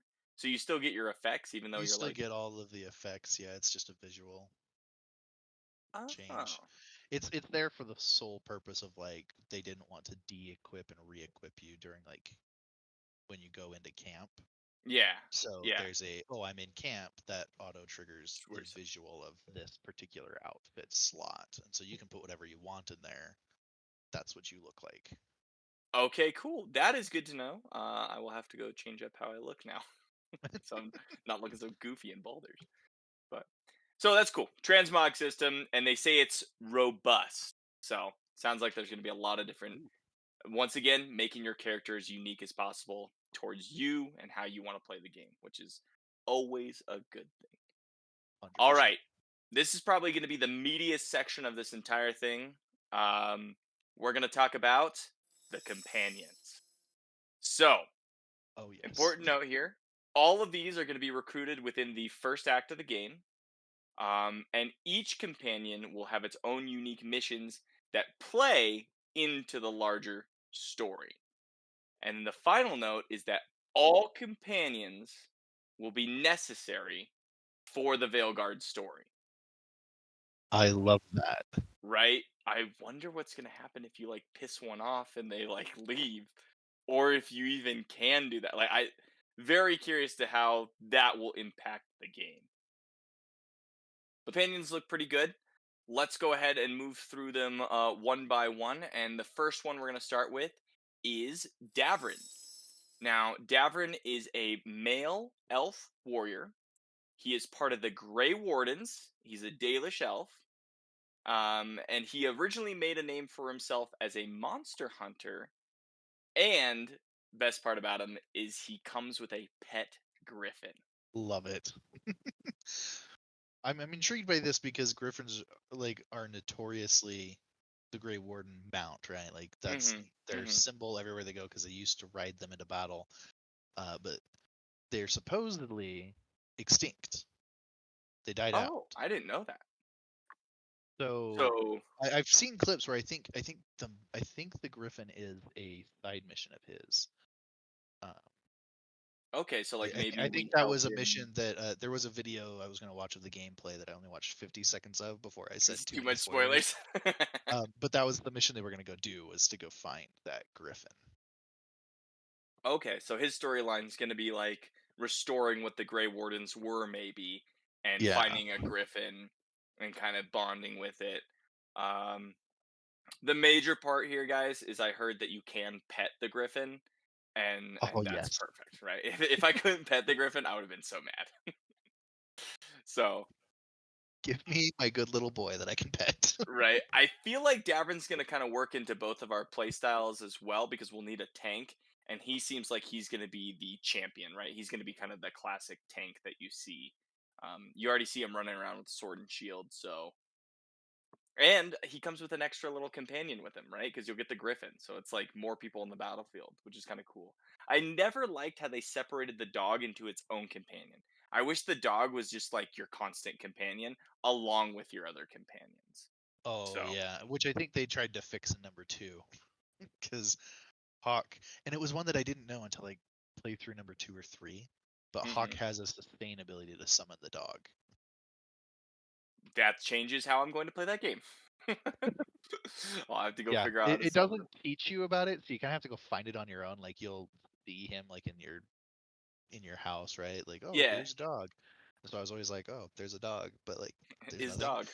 in there. Your Hawk character has like a unique trait at the very end of all of the trees that's just always there. That's just called summon dog. And so when you go into your wheel of abilities to like choose what you want to do, you can go to the sustain abilities and there's dog and you can summon him and then he'll show up like a pet. Kind of like the rogues, or not the rogue, the rangers summon a wolf or summon a bear kind of a thing. Okay. Okay, The cool. dog Yeah, will I just will. always be with you. I wonder if you're gonna have. So since he's got the pet, I wonder if they're gonna give. Like they've kind of given you a dog in each game, right? So I wonder if they're gonna do the same thing in this one, or how that's gonna work. But I think in Inquisition they moved away from summons. So if they put it back, that'll be unique again to this one. But I think that'd be great. I think the ability to have that come in would be fantastic. right, I think that'd be cool. But okay, cool. Davrin looks pretty cool. Next is Tosh. So Tosh is a female, and maybe it's said different, but that's how you're getting it. It's a female Kunari warrior. Um, so already awesome, and she's going to be part of the Lords of Fortune, which was the treasure hunters, which I thought was kind of cool. And they say she's a thrill seeker and doesn't mind taking risks. So Davin sounds like the tank kind of that's like cautious, maybe. Tosh sounds like the DPS warrior who's just the barbarian, basically, right? Yeah. That's like, what do you do? I rage and I Something jump into the moves, middle of I'm gonna hit it. it. Exactly. So pretty cool there. I think her design came out really good. As far as the Kunari, I think she's the best Kunari I've seen besides like Iron Bull, right? Out of all Yeah. the new designs, at least that they've showed us. So pretty cool there, and interesting that she's a treasure hunter. Uh, we'll see how that Lords of Fortune. I'm very interested in the Lords of Fortune because I'm like, they're just treasure hunters, but like, what's the payoff there? What's the story? What kind of thing are you gonna tell us?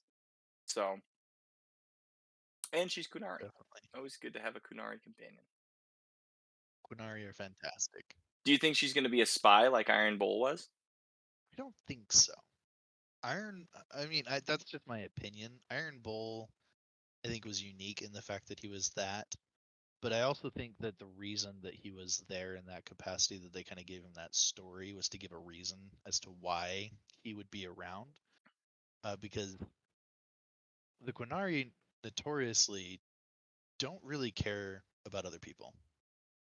They like they don't wander around. They're not social. They don't like just adventure places, because being a Quinari is more than just a race. It's the fact that they follow the Qun, Mm-hmm. which is their societal Religion. setup. Yeah, I mean, it's kind of like their religion mixed with their society. So like everybody in the Qun has a role. Iron Bull happens to be of a role called the Ben Hasrath. Ben Hasrath? Osrith? I don't remember exactly how you say it. But basically, he's a spy. That's his role in the Qun. Mm-hmm. But there's a lot of other roles that exist. And even when you play a Quinarian Inquisition, you're referred to as a Talbashoth, which means that you left the Qun. You're basically an abandoner. Well, then I wonder if So she's gonna be that as well, because like being part of the Lords of Fortune would imply you're kind of out for treasure for yeah, kind of so yourself. I think she probably will be more along those lines of a Talbashoth, though I can't guarantee that. Because like even with Iron Bull being a part of the Qun, he had quite a bit of freedom, right? Like he built his Hmm. own group of people that he took around and did things. He just also took orders. And the reason he's an Inquisition is because they were like, there's a massive hole in the sky. You're in the area. Go join them Go check it and out. figure out what's Yeah. going on. And he even tells you, like, if you ask him, like, why would you tell me this? He's like, well, because they're concerned, and they need to decide whether or not they need to launch a massive invasion to stop this. And so I'm here to keep them from doing that. Because Yeah. even he doesn't really want them to do that. No, that wouldn't be good. So I mean, Okay, I think it'd be cool so if she had a role in the Qun that like kind of played into it. But if past Quinari have anything to say about it, my guess is that either she was born out of the Qun or that she is Talvashoth. okay. So I guess we'll have to see how that Kunari. I hope we find out more Kunari lore. I always find that one fascinating because they're kind of like their own little faction that operates Yeah. separate from everybody else. So, and aren't really influenced, at least as far as we know, by anybody else. They kind of always make their own decisions. So it'd be interesting to Definitely. kind of peer into like the Kunari and how they work. So, okay, next up is a fan favorite that everybody wanted in the last game, but they've given us in this game, and that is Lace Harding. She is a female dwarf rogue. She was originally in Inquisition, and everybody tried to romance her. She's such a tease. Right.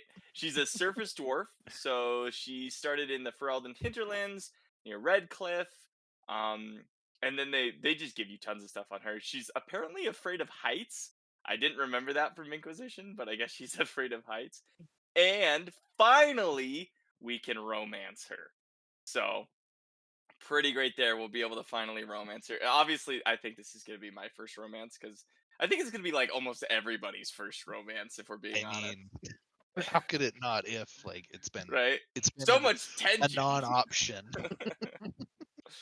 And I think she's going to have one of the most interesting stories because not only is she a dwarf, but apparently in this game, like we said earlier, she's going to unlock unexpected magical powers.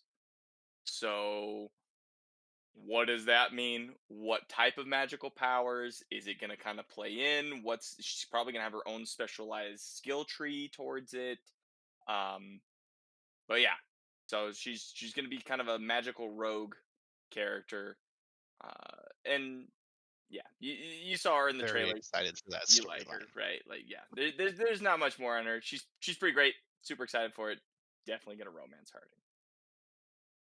Next on the list is Lucanus de la Morte. Now this guy's cool. He's a male human rogue. He works with the Antivan Crows. Apparently, he is the grandson of Caterina de la Morte, who is the Antivan Crow's first Talon. So the first Oh. Talon is like the one that's in charge of the Antivan Crows. Do you have anything on that? How much do you know? I don't know much about their like their structural setup. Mm-hmm. I didn't know that they had like a title for that. But that's really cool because that means that so if his relative is the first Talon, His grandma. yeah, that would mean that there's lots of pressure on him to be quite good. Which Yeah. likely means that he spent a lot of his time training, which means that he's very good. Right. So they did talk about that, so I'll expand a little bit. They did say that he was basically training under her to become the next first Talon. But that at the beginning of the game, he is presumed dead. So there's going to be a story there somewhere, and it's probably going to be pretty great. And I bet you that his grandma is going to be looking for him because she probably won't believe he's dead or something. I don't know, but it's kind of a cool character trait here to be like, yeah, like he's presumed dead at this time. Like why? Right? We'll have to find out his backstory. It's going to be mysterious. There's going to be like probably some trauma. Grandma made me kill that guy or something. I don't know. Or But yeah, that's very intriguing. I think he's probably gonna end up being my DPS. yeah, he looks pretty cool. Definitely always like the rogues with you. So pretty cool. Next is Balara. She is a female elf mage, and she's part of the Veil Jumpers. There wasn't a lot here except for that she uses a bow and as her primary weapon. So it looks like her Fascinating. bow. Well, her bow reminds me of like how you got Bianca with Varric. Yeah. It seems like her bow is special to her as well. She's got like this cool magical looking arm thing that's like splits and like glows. So it looks like she's got some weird magic mixed in with her being like cuz she's a mage, but she's got like a Mhm. weird magic bow kind of deal. So we'll see how that works, but everything I've seen of her, she looks good. She's seems more like a fun character, being a veil jumper. Every like clip I've seen of her, she's been like either smiling or laughing. So she seems like more of an upbeat character. Um, so we'll see. She might be a good romance option as well. There's got to I be mean, I'm something going starting an on. elf. I may have to start there. I mean, I'll just romance everybody. I wonder what it's like because in Witcher you can romance both Yennefer and Triss, but it doesn't Oh end yeah, well, that right? gets you in a lot of trouble. Gets you a lot of trouble. I wonder what they're gonna do with this one if you kind of like romance multiple people. So that could be interesting. Could be interesting to push that. So Balara looks pretty cool. Next one is a pretty unique character, Emric Volcarine. Now, this guy is pretty cool. He's a male human mage. He is going to be your necromancer. So he's going to be part of the Morn Watch. And they say he's part of the Morn Watch within the Mortalitasi. Mortalitasi? Probably. Yeah. Have you heard of the Mortalitasi? Does that sound familiar? Dorian from Inquisition references the Mortalitali. It's such a tongue twister. Mortalitasi. Yeah, uh, it's like the head of the group of people that takes care of the dead, like that. Basically, he's like if he's working within them, he's probably one of like their head people. hmm Would be my guess. But he's one of the death mages. Okay. Okay, that would make sense. But the coolest part about him is that he is always accompanied by his skeletal assistant, Manfred. So he's always got this little skeleton buddy I'm following loving around. this little skeleton buddy. Dude, I love the design of this guy. I want to bring Emmerich just so I could have Manfred with me because, like, you look at him, he's a skeleton, right? But, like, he's got all this stuff on him. He's carrying all this, like, equipment. They've crammed all the equipment up inside Up of his, like, inside of him. rib cage because, like, extra storage, I guess. I know. I'm loving that. I don't know how his bones stay I want to together point out either. though, Like, this is like my favorite bit, and I'm really, really, really hoping that he becomes like a comedic relief piece that you hear about. mhm. They've whitened his teeth. They Okay, did white his teeth. the rest of his They bones they are very white teeth for fading, sure. but they're like, nope, you're brushing every morning and night. That's all he has to maintain, right? Like he's polishing his bones and brushing his teeth. And I I do love it. I like the decision they give him like goggles. I think it makes him look like you're saying. I think he's gonna be the comedic relief. I think he's gonna have some funny interactions with Emmerich. Uh, so it's weird that this little skeletal assistant provides so much. I wonder what it'll be like in battle, right? Like I wonder. Interesting. Very interesting. It'll be I want to very see how he's interesting. involved. Uh, I'm gonna shuffle through all these characters as followers. I can't not. Just you're just gonna have to experience all of them. But 100%. I wish I And I could mean, just you're bring already gonna Manfred. have to if you're doing their side missions, but hmm like every game, there are definitely special interactions you get with people by having them with you, and it's just I'm gonna have to play multiple playthroughs to get as many interactions as possible. It's gonna be fantastic. Um, so we've had representation from almost every single faction now, every single race, every single class. The final one that we've got is the one that we've actually, I think, seen the most of, and that's Neve Gallus, if I'm not mistaken. And she is a female human mage, and she's part of the Shadow Dragons. So, kind of cool there. She's a private detective, which I love the whole private detective thing. I think that's going to be pretty cool to have Fantastic. like how she approaches problems and stuff might be completely different from, how everybody else is going to approach them. She's going to be sharp wit, and she's going to have a very cynical outlook, which is interesting for being part of the Shadow Dragons, because I feel like those guys are ones that are more. I mean, I guess you would be cynical because you're like, hey, I can obviously see that those guys are doing bad things, right? Like they may be showing themselves as good, but there's probably something deeper. So an investigator kind of fits right into that. Yeah. And cool point about her, she has a prosthetic leg made from a dwarven crafted metal. So she's obviously Oh. been through some stuff. She's gotten into some fights. We'll have to see how she goes. She looked pretty cool in the trailer that we got to see. So I'm excited for Neve, and I hope she sheds some more light on the Shadow Dragons themselves. Same. I'm very intrigued by this, and I cannot wait to meet her and figure out what her reasonings are. This is going to be really cool. Yeah, there's a lot of questions around them Shadow Dragons and what their motives are. All right, so those are all the companions. And along with companions comes with how they level up and earn skill points. And how they do that is through a relationship level. So, Okay. each recruitable companion will have a relationship level that can be leveled up, and each time you do, they'll earn a skill point. So, kind of interesting there, right? Because it's implying that we're going to have to be working with each of these to level them up.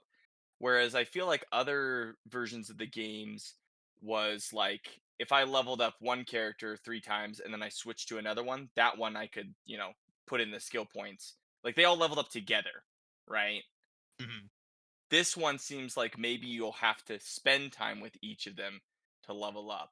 I wonder how they'll do that for balancing though. Cause or like how much like say they're not with you at the time, are they gonna have like an opinion on what happened and that will either level them up or not? I think that probably would be. I mean, in an Inquisition, for instance, right? Every big action you did, every companion had something to say. Basically, they weren't there, but they read the report. They know what happened. They have opinions. So I don't see why that would be much different for Than this. here, where they may have just a way of knowing either from a report or secondhand, Mm-hmm. whatever, that lets them have opinions, and then depending on your interactions with them through that, how they get along with you.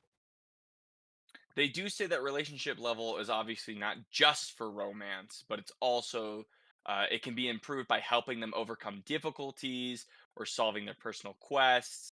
I wonder if overcoming difficulties implies like in combat, all of a sudden, Harding's getting hit by something, and we jump over there and assist her.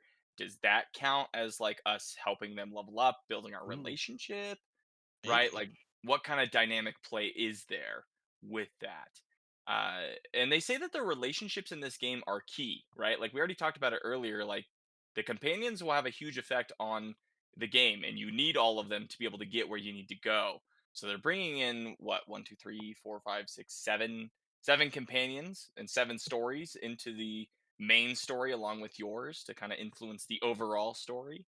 So it's not just about romance, but it's also about friendships. They will also have those smaller skill trees, which we kind of had a glimpse at before. It'll be smaller than the characters, so I think I don't know about refunding it. They didn't talk about redoing those, but I'm assuming that it's going to have all that accessibility because they've really given a lot for player choice and player freedom in this one. Their combat, so this is cool. Companions' combat effectiveness is improved the more they like you. So, Oh yeah. Okay. yeah, right? So, like, you'll be able to, like I said, maybe helping or doing things will make it so that Harding's better at, like, her traps or her magic or something. You know what I mean? Like, so Yeah. as you get farther into the game, you have, like, more synergy with them. I wonder if they'll have, like, cool cutscene Cool takedowns with combo both of you. pieces. Yeah. Yeah. something like that. I wonder if it'll be natural or it'll be like, kind of a screen, like a video, or what's the word I'm looking for? I don't know if they're gonna do quick time events. It seems like they're moving more towards action RPG, so that'd be less quick time. But I don't know. That leaves a lot of room for like how you could get them to like you and level up. And then the last point, which I thought was really cool, is companions you don't romance may pursue a romance with another person. Oh, that is okay. That's really cool. So I've only seen that happen in one other game, Mm-hmm. which was Mass Effect, but I think that's fantastic. Right, where you accidentally, like, I walked in on Garrus and Tally having a romance. Um, Yeah. but If it's if like you don't exciting, romance right? either of them throughout the 3 games, you find out in the third one that they were like interested in each other. I think it's cool. It really builds the world, and I wonder if it's like every combination, or there's only going to be specific combinations, like, or how they're going to do it, right? Yeah, So, it's incredibly intriguing as to what that could potentially be, and that's I agree with you too. I think that's very good world building, because otherwise it's just like they these are only just my romance me, right? sandbox who I get to play with. Like I think it adds a realism to it that's really cool.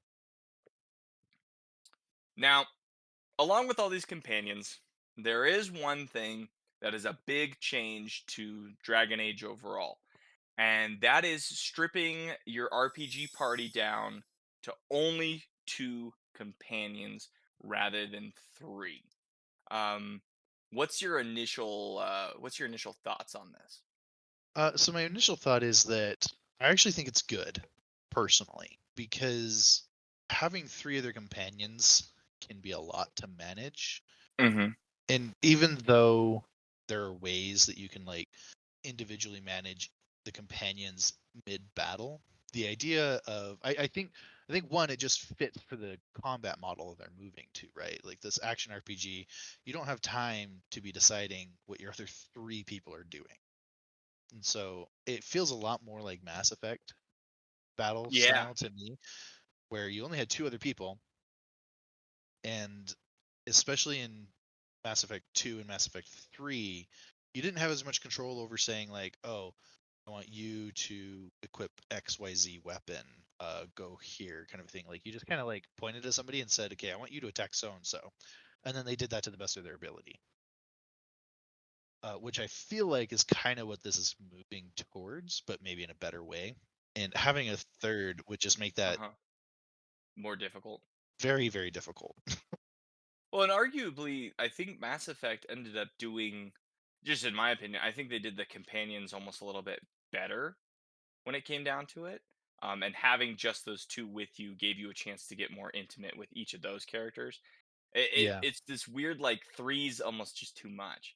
So they do have some points here. They talk about like the combat's going to be more intimate, right? Action RPG, you're going to be much more involved in fighting while you're doing it. So it's going to be harder to be like, you go do this, you go do this, you go do this, right? That 3's almost too much for that, right?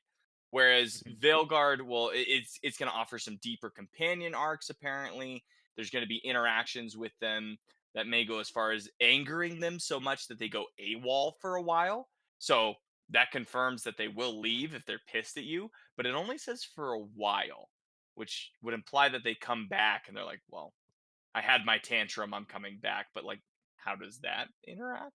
Um, they also talk about like the fact that there's going to be the largest quantity of party banter ever, Oh, which I'm so happy about that. I love party banter well, so what's much.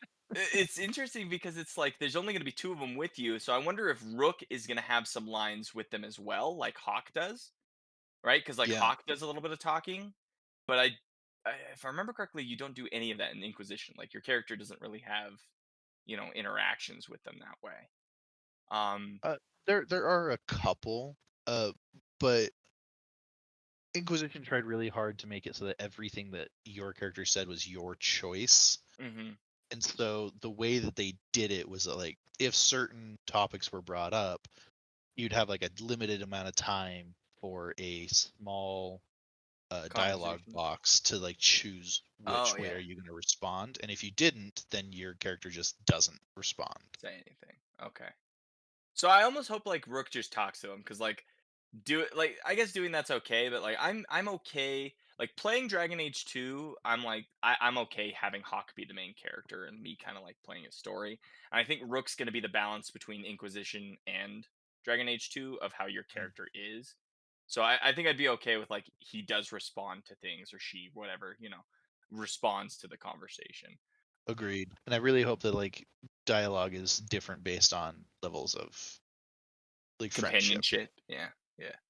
Final notes on that, on those conversations, because this is something that always kind of bothered me, is when they started having a conversation, I would immediately stop and listen to the whole thing, because if you start anything else it would cut it off and you'd never get to finish that conversation. So this is a cool feature they've added. Characters will dynamically break off and resume their bantering should they be interrupted by combat. Oh, I love So that. right? So you're going along, you're having a conversation, all of a sudden some Darkspawn show up, you kill the Darkspawn, the conversation will continue afterwards. So I you won't love that miss so anything. much. I spent so much time on YouTube videos listening to people having compiled every Oh my single gosh. thing because it is just too much in game to find all of them. So I'm in love with this because nothing makes me more mad than a topic that got interrupted that I don't get to hear anymore. So Now, in previous Dragon Ages, right, you would control everybody. You could switch between all the characters. In this one, not only are we moving down to 2 companions, but you can only control Rook. I've heard mixed feelings on this one. So I'm curious to think just straight out the gate, that's all you hear. You can only control your main character. What are your thoughts? given the type of battling that it is, I think it's good. I actually do like the idea of not being able to control them. Mostly because that's kind of how I played anyway. I didn't Hmm. really micromanage my other team members unless something very specific was happening that I needed them to abandon what they were doing to do something else, right? Which is very, very rare. So I actually don't have a problem with this at all and think that it's great. Okay, okay. They do have some explanation, kind of is what they're saying, because people were kind of mad about this for some reason. Um, Cornbush explains that on the experimental side, they wanted us to feel like we are Rook, right? So they're really trying to put us in their shoes. We're in this world, we're really focused on our actions, right? And they also wanted the companions to feel like they are fully realized characters, right? They're not just puppets that we're controlling. They get to control their own actions and they make their own decisions. So, kind of like you're saying, like, I did the same in Origins and Dragon Age 2, right? I stayed my character. And even Inquisition, I stayed my character unless I absolutely had to like switch to someone to manage something, or my character died and I had to switch to someone and panic run, right? Yes. They're saying it's going to be like we've said repeatedly, it's going to be a higher action per minute game. So switching will probably not be as easy to do if you're very involved in the combat. It's going to be more demanding on the player. So when we tried allowing you full control of your companions as well, what we found is it wasn't really adding to the experience. It was actually detrimental, giving the demanding nature of just how controlling your own character is. So kind of interesting there. They did try it. They did try and give you control of your companions, and That's they good to know. found right like they attempted it and they're like, it's not as fun, which is good, right? I'd rather be more fun. And I usually, like you're saying, I identify with my character very much. My character is me. Like that is how I Exactly. play. Right. They did say some more on here. They say that, like, I will admit that on paper, if you just read that you have no ability to control your companions, that might feel like something is taken away. But in our testing and validating with players, what we find is that they're more engaged than ever. You'll be able to direct companions in combat by activating their abilities from a wheel. And those abilities are part of BioWare's big push towards combo based combat. So all those things I think sound good. I don't mind losing a little bit of control if it means that I'm much more engaged with my character and how I'm playing the game, and jumping around and fighting. Um, what do you think about like the combo based combat kind of deal? Like how do you think that's going to play into what we're looking at? Because it hasn't really been combo based. It's much more been like I do move, I do move, I do move. But in Dragon So Age I mean, 2, they kind of had some comboing. in Dragon Age, so even in Origins, there was some comboing. It just wasn't very well focused. Hmm. Is kind of the best way that I could think to describe it. Because there were things you could do, such as, for instance, if you had a mage use Ice Hand or whatever it is, the one that deals exactly this, where it freezes the enemy. A warrior could shield bash or do some form of a high output attack, or even the mage themselves could use Stone Fist on a frozen enemy for a chance at shatter, which would immediately kill the enemy. But you So I kind of mean, had to this like play into it you much definitely more had to than kind of like. play into it. You had to be really focused. That's why I think that it wasn't a very focused like combat ability. Like there were definitely combos of things that existed. Like if somebody did this thing, then this thing, there would be better bonuses towards different effects, kind of stuff. And in Inquisition, they did a bit of it, where you'll see some abilities in their titles. They'll mention things like, oh, this will prep a target to be thundered or whatever, which were there, but it wasn't a super focus. Um, but I think combo battling is fantastic. In Mass Effect's combos, I found great enjoyment in being able to like prep things for massive damage between Hmm. companions. I think it's great. It definitely like makes you feel far more in control of the battle. Which is interesting, right? Because they're pushing towards that instead of you just controlling the other character. But I think it'll make it so that they can meld with your combat style much better than you forcing the melding. So I think it's a good change. I don't mind losing a companion. 4 was a crowd, and I don't mind not having to control them because I really wasn't doing it in the first place. So interested how it Yeah. plays out. Interested if it still gets a ton of backlash on release. We will just have to see. Now back to important companion stuff. There was just tons on companions. It just kept going. Romance. Romance is obviously a huge topic, right? I mean, of course, it's the only thing people really want. That's how this game is. It's a romance simulator. Okay. Uh, all the companions are romanceable. So you can romance any single one of them, and like we talked about, they'll romance each other if you don't romance them. Game's very focused on it. Okay, you saw all the purple and pink. We know what we're about. Um, also, there is your relationship level, right? So each companion will have that relationship level with Rook. It doesn't really talk right. So you could be building your romances with multiples, but it doesn't really talk about like what would happen. So I might be a piece of crap and romance multiple people just to see what happens. I don't know. We'll we'll find out. Because if patch Dragon Age games or anything to go by, it'll probably let you until you clinch someone. Like eventually they'll just make you pick. I hope the other person gets bitter though. Like I hope something happens, right? Like Oh, I want it to 100%. be like give me a love triangle and make it flushed out and like people get mad or like that maybe that's why they go AWOL for a while. Like I don't know. It'd be interesting if they could do that. If they could pull it off. Um so raising the relationship levels include choices made in the world, not just with that companion specifically, which makes sense, Yeah. and it relies on what you're saying to them. So every conversation, obviously, with them, and how you help them or don't. So kind of interesting point there that like just because they each have their own character like storylines and stuff, and that you need them all, you still may have the decision to not help them. And I wonder if they're gonna make it so like companion stories might clash. That could Yeah. be interesting. So we'll have to see with that. The final note on romances that they had was some relationships may take longer to develop. and that might just have to do with whatever their story is and how much it weaves in with the normal story. But it'll be interesting to see which romances are best. I bet you there's going to be people that are just, I played the game all week this week, didn't sleep or do anything so that I could do every single romance and tell you about it and rank them and like so There's well 100% going to be videos like that. oh yeah, there's gonna be tier lists out immediately. Like people are all over that stuff.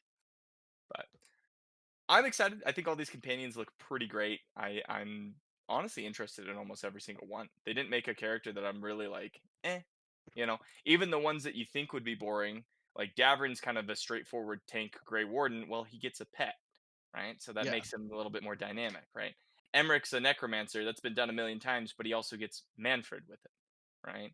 And then you got like a private eye. You got Harding's obviously always been interesting, so there was no question there. But like, Yeah. I the dagger guy being assumed, that he's dead, right? Like very intriguing storylines and relationships to delve into. very much so. Very looking forward to all of that. It's going to be fantastic. 34 days. But okay, so those are the romances. They did reveal some more stuff about the companions, so we'll just kind of pump through these real quick, check them out. Corin says again that building a relationship with companions has always been a staple of Dragon Age, but this time around, that relationship translates into how well you work together as a team, which I kind of mentioned before. Like the better relationships you have, the more synergy you're probably going to have. I hope they show it in combat, right? Like I hope there's like Yeah. some combos that come out that you don't even realize. And that's exactly what the next point is. There's inherent combos and synergies and roles that they'll have on the battlefield. So you're bringing two characters with you. Probably, certain ones work better with others. Certain ones may not like each other, or maybe they'll romance and something will happen there. Not sure. The classic pop-up text on the side of the screen will tell you whether your companion liked what Rook just did or not. And your relationship isn't necessarily about how much they like you, but how well you get to know them. And this is the Oh, biggest that's point. fascinating. Yeah. Yeah, just because in past ones, and I mean maybe not so much Inquisition, because Inquisitions felt more like they were story based, so they may not have a great liking of you, but they'd still interact with you anyway. Mm-hmm. But the other ones, like you definitely had to have a high enough liking before they'd even engage in that with you. So this will be more like the more you engage with them just on like questing or bringing them with you, or the longer you play the game, uh, it'll improve your relationship with them. Um, Maybe a little bit more like a rival thing at times rather than a best friend, kind of like they do in Dragon Age 2, I'm pretty sure, right, where you can kind of swing them back and Oh forth yeah, between yeah, like, are you the best friend or are you the rival, but both of them are viable ways to play with that companion. yeah, definitely. The last huge note that they make about companions is this is about a found family.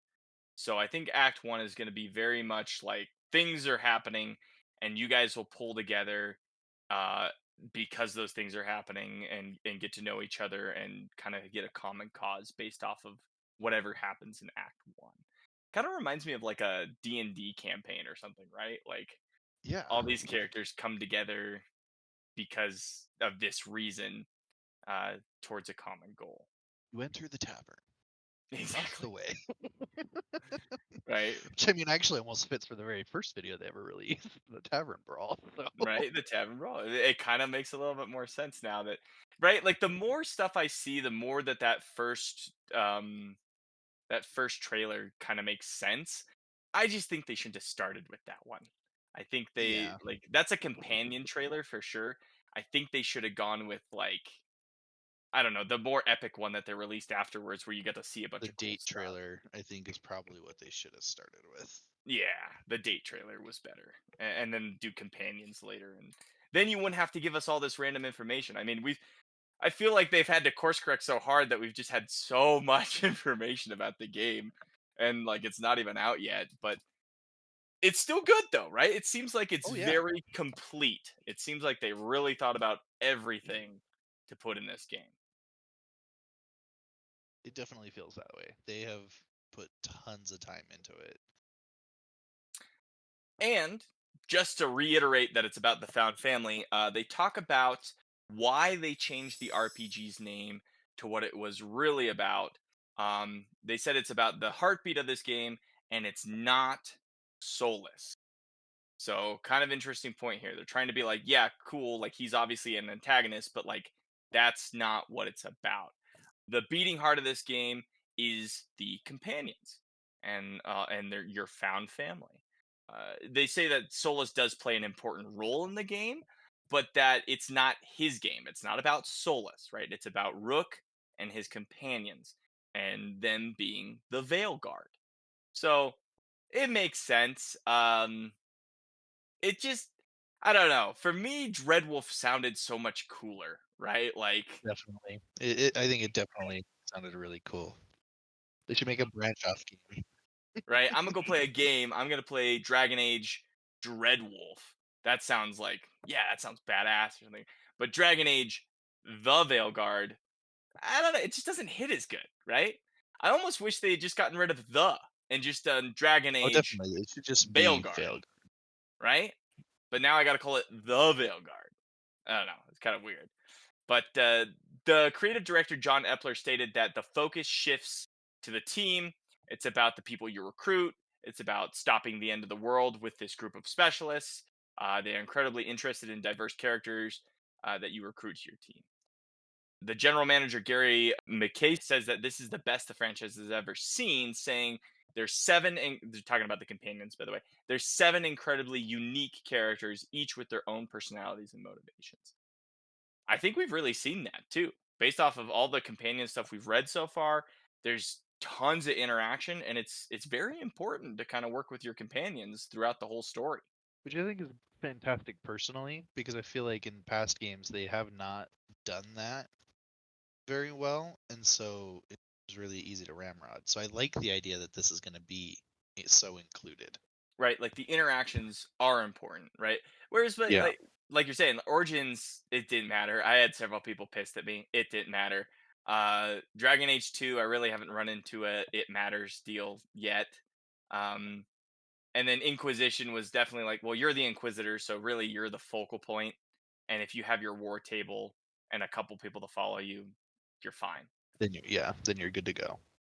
So I like this. I hope that the companions are just as huge an impact as they say they're going to be, because that'll make me feel like I've connected with the game a lot more. And that's really what I'm looking for with my Dragon Age games.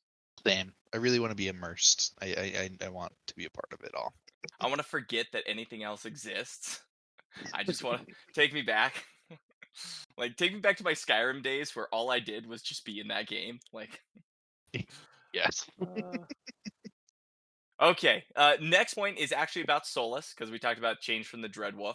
The point being that Solus is actually trapped in the Fade. So we saw that like whole first gameplay trailer and everything. And it's kind of showed, I think you even mentioned this when you said you saw it. You saw that there were two like figures that are seen. Now, Yeah. I've gotten maybe a little confirmation. I hope this is accurate, but basically they're saying that Solus freed two elven gods, Elgurnon and Gillenane, and that he has been trapped in the Fade, and it says by our doing. So that whole first gameplay part, it seems like we screwed up whatever he was doing, and he gets trapped, and the two elven gods get free. Have you heard of these elven gods at all? Because I have some detail, but I'm curious. Do you know Elgurnon and Gillenane? Gillenane is not a name I'm super familiar with. Elgurnon, though, is one that I've heard from from Dragon Age 2. Mm-hmm. Meryl mentions that name a couple times, but I don't think she ever describes who that is. But So she Elgurnon, definitely says that name. she says Elgurnon. Elgurnon is the first elven god, the deity of vengeance. So very interesting there. Obviously, deity of vengeance being freed does not sound good. Definitely sounds And apocalyptic. right, sounds like we're gonna have some problems with that one. And then Gillen Nain is known as the mother of all the Hala. Um, Oh, not not the really sure Hala. what that Okay. is. Revered by hunters who pray to her to find their way home. So, So the Hala are, I guess, like kind of in Inquisition, or not Inquisition, in Origins, when you go into the Dalish camp, hmm they have a bunch of these like deer-looking thing. They have spirally horns that go upwards. hmm They're called Hala. okay. So it's like So specific towards like elven hunters and stuff. It doesn't say elven per se, but hunters. yeah, well, so I mean, anything to do with the elven gods will be elven specific, because it goes back to their ancient times where this god was somebody that they worshipped and revered. But the elves highly regard the Hala, which would make sense as to why they would, because of this goddess.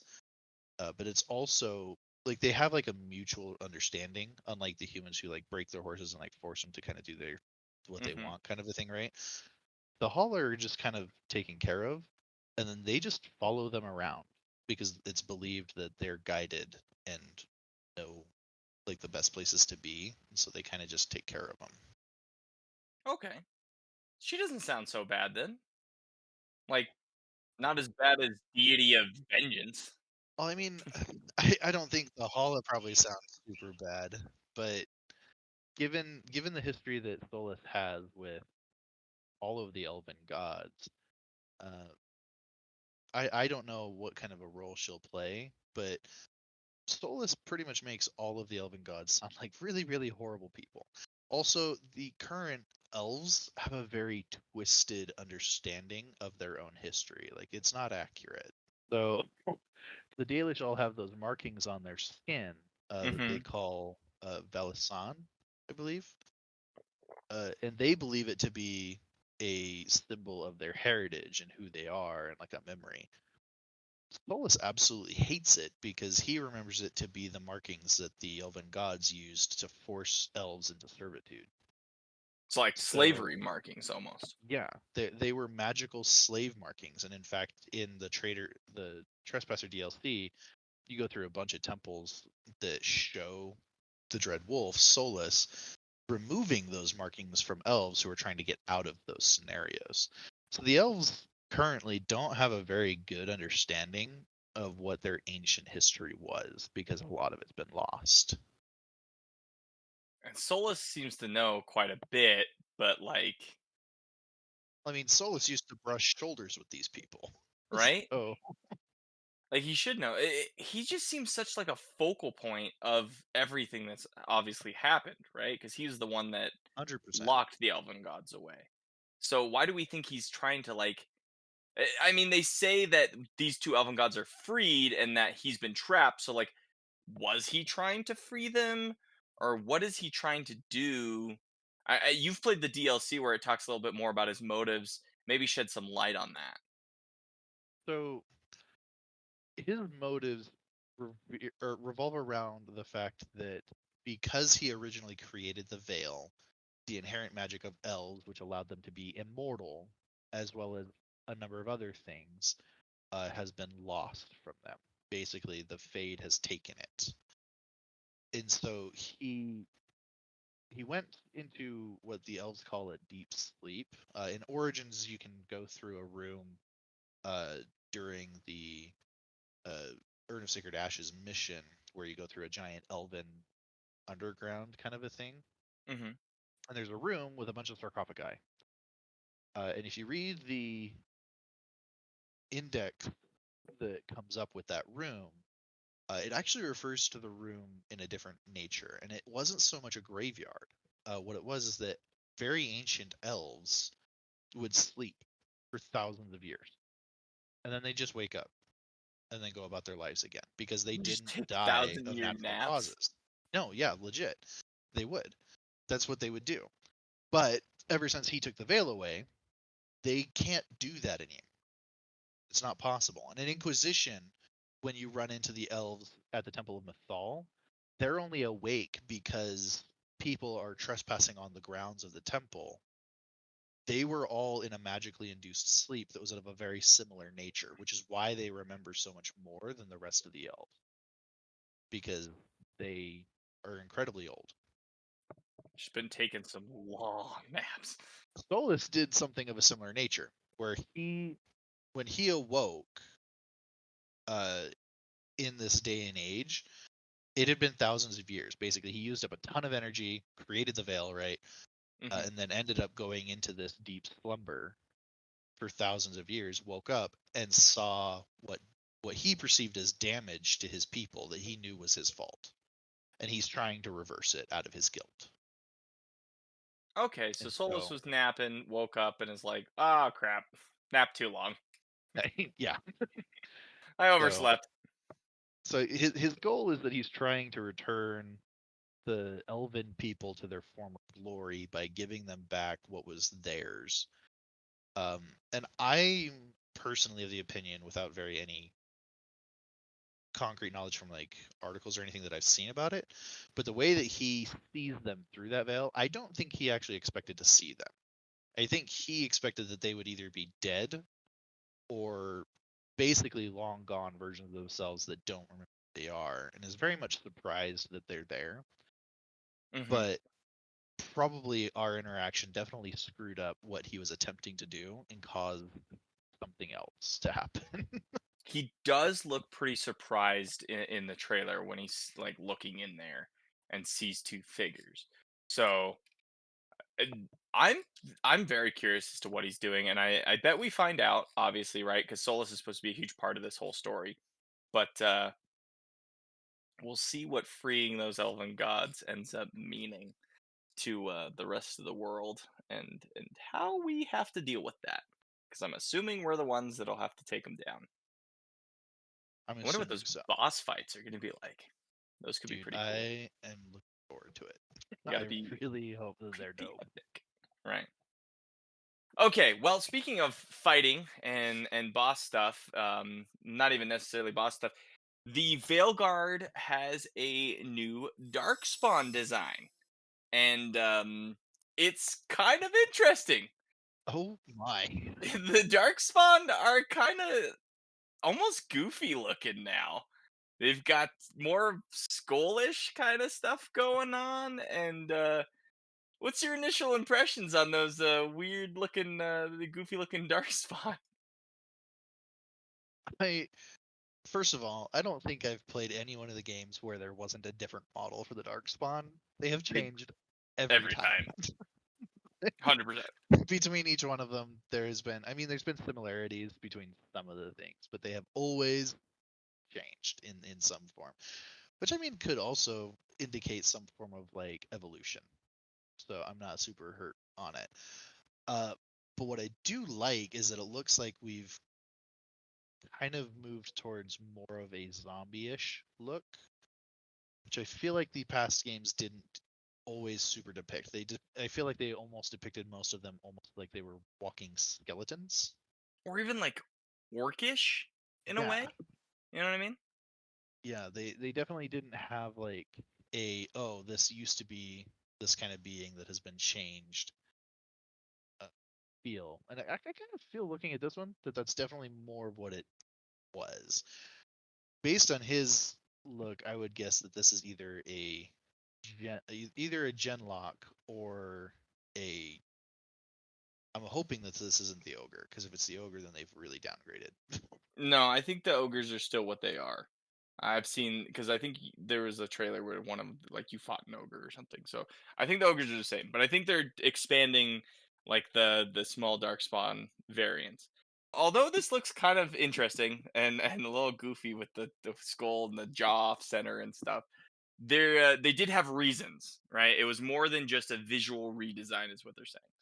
They say it's intentional because something is causing it, but they don't want to tell us because that would be spoilers. So Okay. there are story reasons like for these different darkspawn looks. That intrigues me. I was very intrigued, so I had to look up some theories. The biggest and most agreed upon theory is red lyrium. So I And think that would explain these red pieces. right. So like that's kind of why everyone's saying like I think it's going to be red lyrium stuff is affecting them. And apparently red lyrium's pretty important in the second game. Once again, still trying to play through that, so I haven't really gotten there yet. But that's the biggest theory. So I mean, red lyrium does play a pretty big role in number 2, and then it's even brought back in number 3.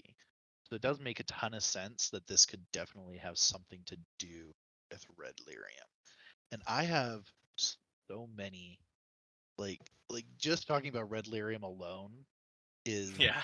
a whole topic, because it's such a fascinating thing. Lyrium on its own is already super dangerous. I'm opening So the door. Tell me about some red lyrium. What do you got? okay, so in Inquisition, if you talk to the right people, what you can learn is that they find out that lyrium is alive, right? Like we've seen lyrium as this mineral that just happens to have magical capacity, which I mean is true. Mages use it. It's also that mages and Templars use it when it's filtered, so it's not raw. Raw lyrium is incredibly unstable, very dangerous. And if you play the DLC for the dwarves, you'll actually end up finding that lyrium goes down into the heart of a mountain, which leads into the idea of like dwarves were once very different from what they are, kind of a thing, right? But the mountain is alive, and lyrium is like its blood. So there's Like blue lyrium and red lyrium the then. red lyrium is lyrium that has been infected by the Darkspawn plague. Oh. It is corrupted. Well, That's why it can be corrupt. Like it's alive, and that is so it why it can can be be corrupted by corrupted Darkspawn. by Darkspawn. Okay. That is crazy because like you're saying the implications the dwarves came from the stone. Were they once lyrium? Were they birthed from lyrium? What's like how does that work? I'm not certain. They And were incredibly vague in the DLC. You uh-huh. you run across a bunch Probably of on dwarves purpose. that are very different. They seem lyrium infused actually, and they have weapons that have lyrium built into them, and they're incredibly difficult to fight. They're punks. But it leads towards the idea of like you finding out that there's like some form of magic because you have a dwarf with you, uh, that you end up fighting the heart of the mountain that has like a bunch of lyrium tendrils like moving towards it, and it creates like a monster around it that has like tentacles that it uses to attack you, and you have to fight it off. And then she ends up basically melding with it, and getting it to stop.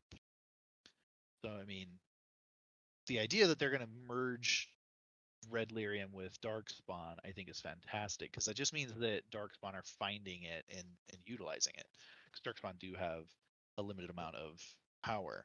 But I also think to me there's I've always thought that the darkspawn were a plague from uh, these elven gods, once I learned about them, because histories of Thedas, darkspawn come from the fact that Tevinter mages want to try to prove that they could tried to gain access to the Fade so they could step inside and meet the Maker. Right. So the story in the Chant of Light will go that the Maker sat on a golden throne in this golden palace, and that when man entered it, their sin corrupted it, and it became the Black Citadel, is what it was then referred to as. And they basically got banished back to Earth, corrupted as the first Darkspawn, and that all Darkspawns stem from them. Okay. So even Darkspawn themselves kind of come from the Fade, and the Fade and Lyrium like are heavy tied to each other. Then the second theory that is kind of talked about might actually kind of lean itself into that as well, because they say Gillanane, which was the god that, mother of Hala, revered by hunters, they said that apparently it's known that she likes to she dabbles in some twisted experiments with various different life forms. So if they're the original like Darkspawn, like you're saying, right? They got cast out, and then they, create things. Maybe Gillenane shows up, right, and starts changing these Darkspawn. Maybe she's the reason that they start having red lyrium in them during Veilguard. So Maybe. that could, I mean, maybe both theories are kind of playing into it, right? But okay, cool. So red lyrium is going to be huge in this one, it seems like, and I wonder how we'll combat that. Did they talk about how is red lyrium able to be purified? Is it kind of just needs to be exterminated? Um, how's that work? Do they have anything on that? You end up just kind of breaking it. Like anywhere you find it, you just destroy it how you can, because it, unlike regular lyrium, which left to its own devices, kind of just exists as is. Red lyrium has bad habits of negatively affecting the world around it, and that ranges from like causing, and it seems like dwarves are inherently more susceptible, though it can affect others. But people will like feel like it's calling to them and giving them commands, and then they become super obsessed with it, to it being able to grant massive amount of powers and causes corruption to the wielder.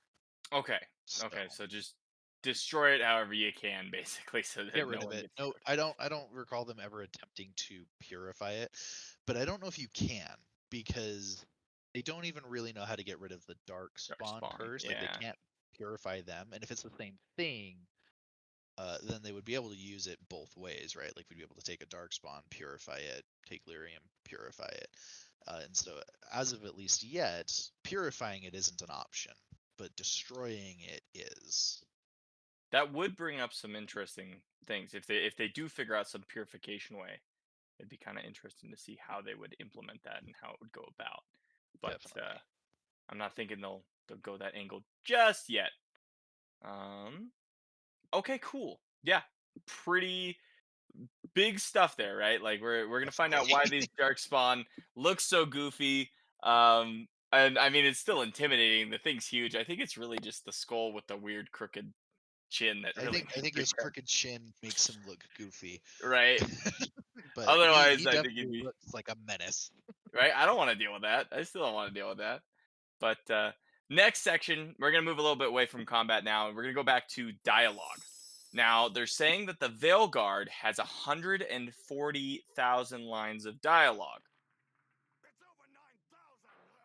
which is apparently more than Baldur's Gate, but less than Starfield, is what they say. So, let me elaborate real quick for you. The director, Ashley Barlow, said it takes a long time to record 700 characters, 80,000 lines, or 140,000 with all of Rook's, which I thought is kind of funny because that means 50,000 are your own character's lines. That's insane. So Rook's gonna be talking. We'll be hearing from Rook. They said that Inquisition actually clocked 88,000. So think about that. How much dialogue is in Inquisition? All the decisions you have to make, all the like conversations. 140,000 for Veilguard.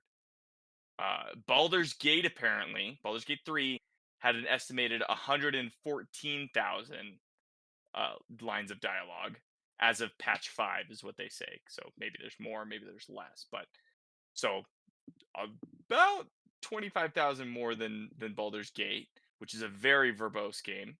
Very. And then this last one, this is kind of interesting that they use Starfield, because I don't really feel like this counts. But apparently Starfield had a whopping 252,000 lines of dialogue. But in playing Starfield, a lot of it wasn't like, I don't know, like that just seems bloated, because there's a lot of like stuff that doesn't, like the conversations weren't super deep, so or had as great effect as they may have in these. Also, there's a lot more generated stuff, so I don't even know if that really counts as much as like Veilguard is 140,000 lines of dialogue that's going to be written. Like every single line of dialogue will be written and have purpose, it seems, because all the character interactions, all your character interactions, and so I think this will be good. What do you think about lines of dialogue? How have you felt about past games in the Dragon Age series and their dialogue compared to like how much this is gonna be? I think past in comparison to past dialogue options, I feel like quality has gone up with every time that there's more. Origins didn't have a ton of dialogue, especially since your character didn't ever speak, right? Like it was just chosen line points, and then it was like, oh, the characters react with their verbal components, and then from then they started adding them. And I think that it's fantastic for involving me in my decisions, especially since, like right here, I can see that they kept the laughing mask Conversation wheel. Yeah. from past ones, which I love. You gonna play a super sarcastic character? 100% certainty. I will be yes everywhere I can. But I think it 100% adds to being able to build your character by choosing your interactions, and I think it just really increases the depth to which you can involve yourself into it. Yeah, I mean 50,000 lines all for Rook. All for one character. All for That's one insane. character. So much dialogue. 3 choices per response, but like still, that's quite a bit. So gonna be good. I think that'll be fun. Lots of good conversations to be had, and I like that along with action RPG. I think it's gonna be a fantastic fantasy RPG for us. Next up, we've got a conversation about the difficulty options. Now, these ones are kind of controversial, but I don't know. They kind of are more of an accessibility thing. The game director, Corin Bush, promised that Dragon Age the Veilguard was created with inclusivity in mind. They say none of these options are technically cheating, right? But they're all there to be able to make sure that players of all abilities can show up and play the game. Now the issue is what they're saying is that one of the easiest difficulty is going to be made so you can't die. Basically, there's no worry that your character will die. You can fight through any situation. So that sounds pretty easy. But then remember 140,000 lines of dialogue. I think they're building a game that's much more about the experience and making it all the way through. Whereas, like, compare that to Elden Ring. Elden Ring doesn't care if you're going to finish it. You have to push yourself to finish it to get the experience. You know? So, I don't know. I probably won't play the lowest difficulty option. What do you think? What do you usually play with your Dragon Age difficulties? I usually start every game by playing on normal, to play like the general experience. And then if I feel like it was too easy or I want to challenge myself because I think I can do whatever kind of a thing, then I'll usually increase. But I rarely play on easiest, like, easy or low first. If ever. Usually I only do that when I'm just gonna revisit and I kind of really just want something to veg on and I don't want to think very difficult about things. That's usually the only time I play on easy. I usually find the normal isn't very difficult. I mean, it gives you like a good challenge, but it shouldn't be a steep learning curve. I did it for Jedi Fallen Order. I was fighting. I think I got stuck on one of the boss fights, and I just wanted to finish the game to get the story, right? And so I think I switched it to like easiest difficulty then, and then just blasted through the end of it to get the story, which I don't regret because that story was awesome. But with this, I almost feel like I don't want to turn it on to where I just can't die. I feel like for me at least, I feel like it kind of cheapens the experience. Now I get why they're doing it though, right? It's supposed to be a game for all ages. Anybody able to play the game can play it and enjoy it. For me personally, I think I tend to lean towards first playthrough's normal, and then I slowly play harder as I go to kind of push myself on the mechanics of the game and push my understanding of the game and see what I can really do with it. Yeah. I think something to keep in mind too is that with an easy mode that doesn't let you die, and I mean maybe they really are going to keep you from hitting 0 health, or maybe they're just saying that it should be basically you can't because of the modifiers or whatever, right? Mm-hmm. A big difference between this game and the other ones was that if your character died, you could keep playing as a different party member. And if you were in Inquisition or Dragon Age 2, you could go pick up your main character and they'd revive mid-battle. But I don't think that kind of model is in this game, right? Like the idea is we only control our character. So the moment Rook dies, that's going to be the ending of that point, and Of we're that going to have to instance. reload. So the idea of an easy mode that doesn't let you die just also guarantees that if you're having a problem with an area, whether that's because of a hidden enemy or you're not as Ready as you could be. ready for whatever interaction, that you're not going to have to consistently reload something when everything else is already there. Like it's just allowing the player to play at the rate that they want to, which I don't think is a big issue. No, I don't think that's bad, right? It's your experience, your playthrough. With this, right? Like if you're the reloading, right? Like you die. Usually games these days are pretty good about being like, yeah, we're going to load you right before this battle, right? Like you're not losing hours of progress like some other games. Like the most games these days, if they're made to be hard, they will tell you so, right? Like Elden Ring didn't lie to you. Elden Ring said, I am going to be hard and you will have to try really hard to beat me. Whereas a lot of other games now are like this, I think, more where we'll give you an easy option, right? Just play our game, experience it. We want you to be able to play through the whole thing so that you're not mad when you only get 20 hours in and you get stuck and then you never play it again, right? Yeah. When So you're focusing for the experience of the player and their story experience, I think that's what's more important to that particular play style. So I'm not looking for difficulty in my Dragon Age. Maybe in the romances, right? Like make it a little hard to romance, but I'm here for a good time, not for a frustrating time. yeah. All right, cool. So those are the difficulty options. Pretty cool there. The next section we're going to talk about is decisions brought from Dragon Age Inquisition, whether you have your save, whether you've played that game or not. So here's the details on it. Basically, a character creator will open with an interactive recap that the devs have dubbed Last Time on Dragon Age. So, like, you'll get to interactively pick what happened basically in Inquisition and I what like that. decisions you made, right? It'll let you basically remake those decisions using a set of tarot cards. Now, I remember the tarot cards being in Inquisition, but it was mostly for like your companions, right? Like how you pick your Yeah, the companions. tarot cards were used a lot more for the companions.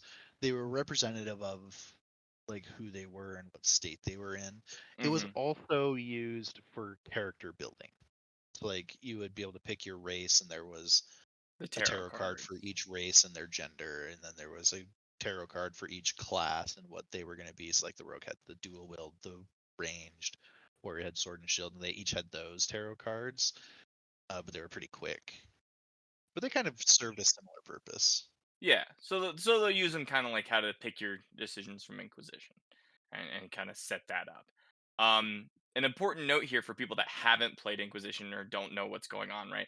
They give you some context to the potential weighty choices. So like as you're picking through what you want your Inquisition playthrough to look like, it might give you like, hey, these are some of the results that might have happened from that.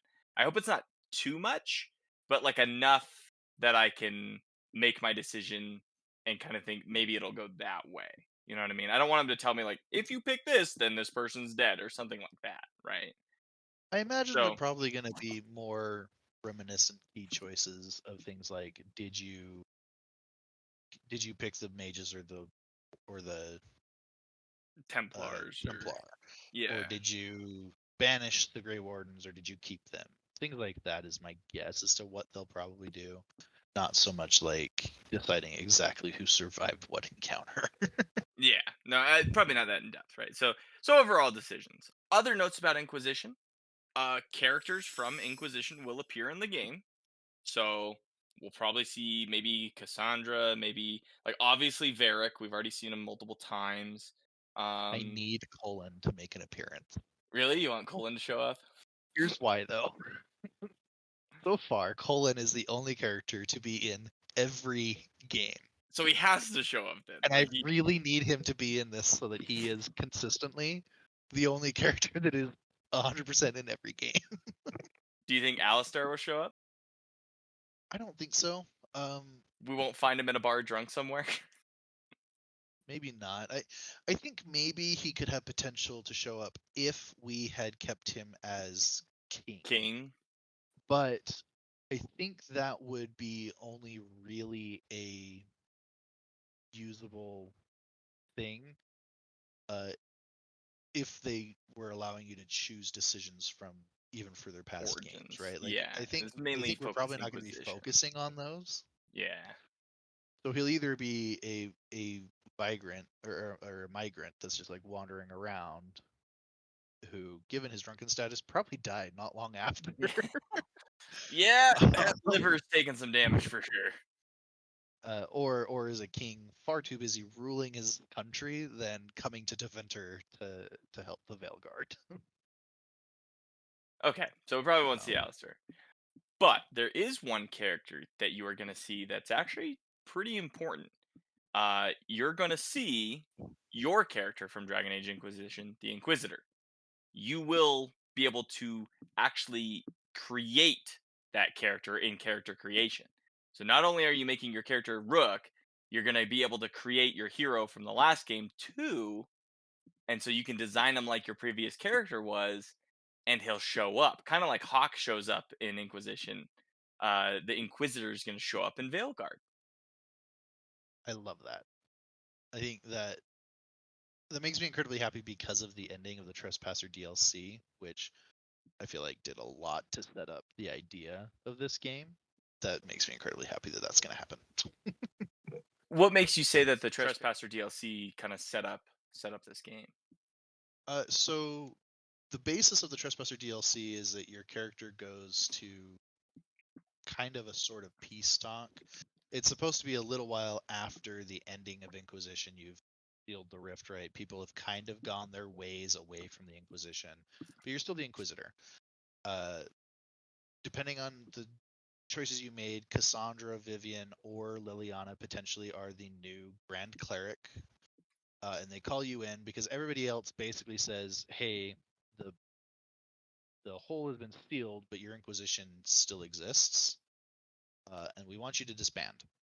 We don't think that you should exist anymore. You're threatening the powers that kind of exist. Interesting. So you kind of have some peace talks that you're trying to work through to try to decide what to do with the Inquisition. Which leads you to find out that you have spies in your midst that are elves that are trying to help Solas by trying to basically incite a war that keeps you from looking at Solas, which ends up leading you to Solas. And at the end, you get to decide: does the Inquisition stay?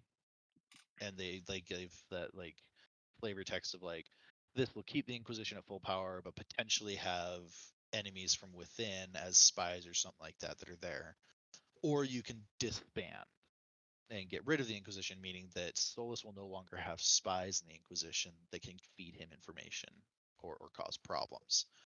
But in both instances, when you close, they do bring out a map, and you end up talking with Cassandra, Colin, and a couple other people, where you're talking about the fact that, like, basically, Solas knows us. He's going to know how to deal with us. So if we're going to fight him and prepare for what he's going to do, we need to get somebody else. And then they stab a knife into the map that points at Deventer. So the idea is that they're going to go outside of anybody that they know Solas has dealt with to get help in stopping Solas. In Deventer, which explains why we're there in the first place. Okay. Cool. Yeah, no, that leads directly into this game, right?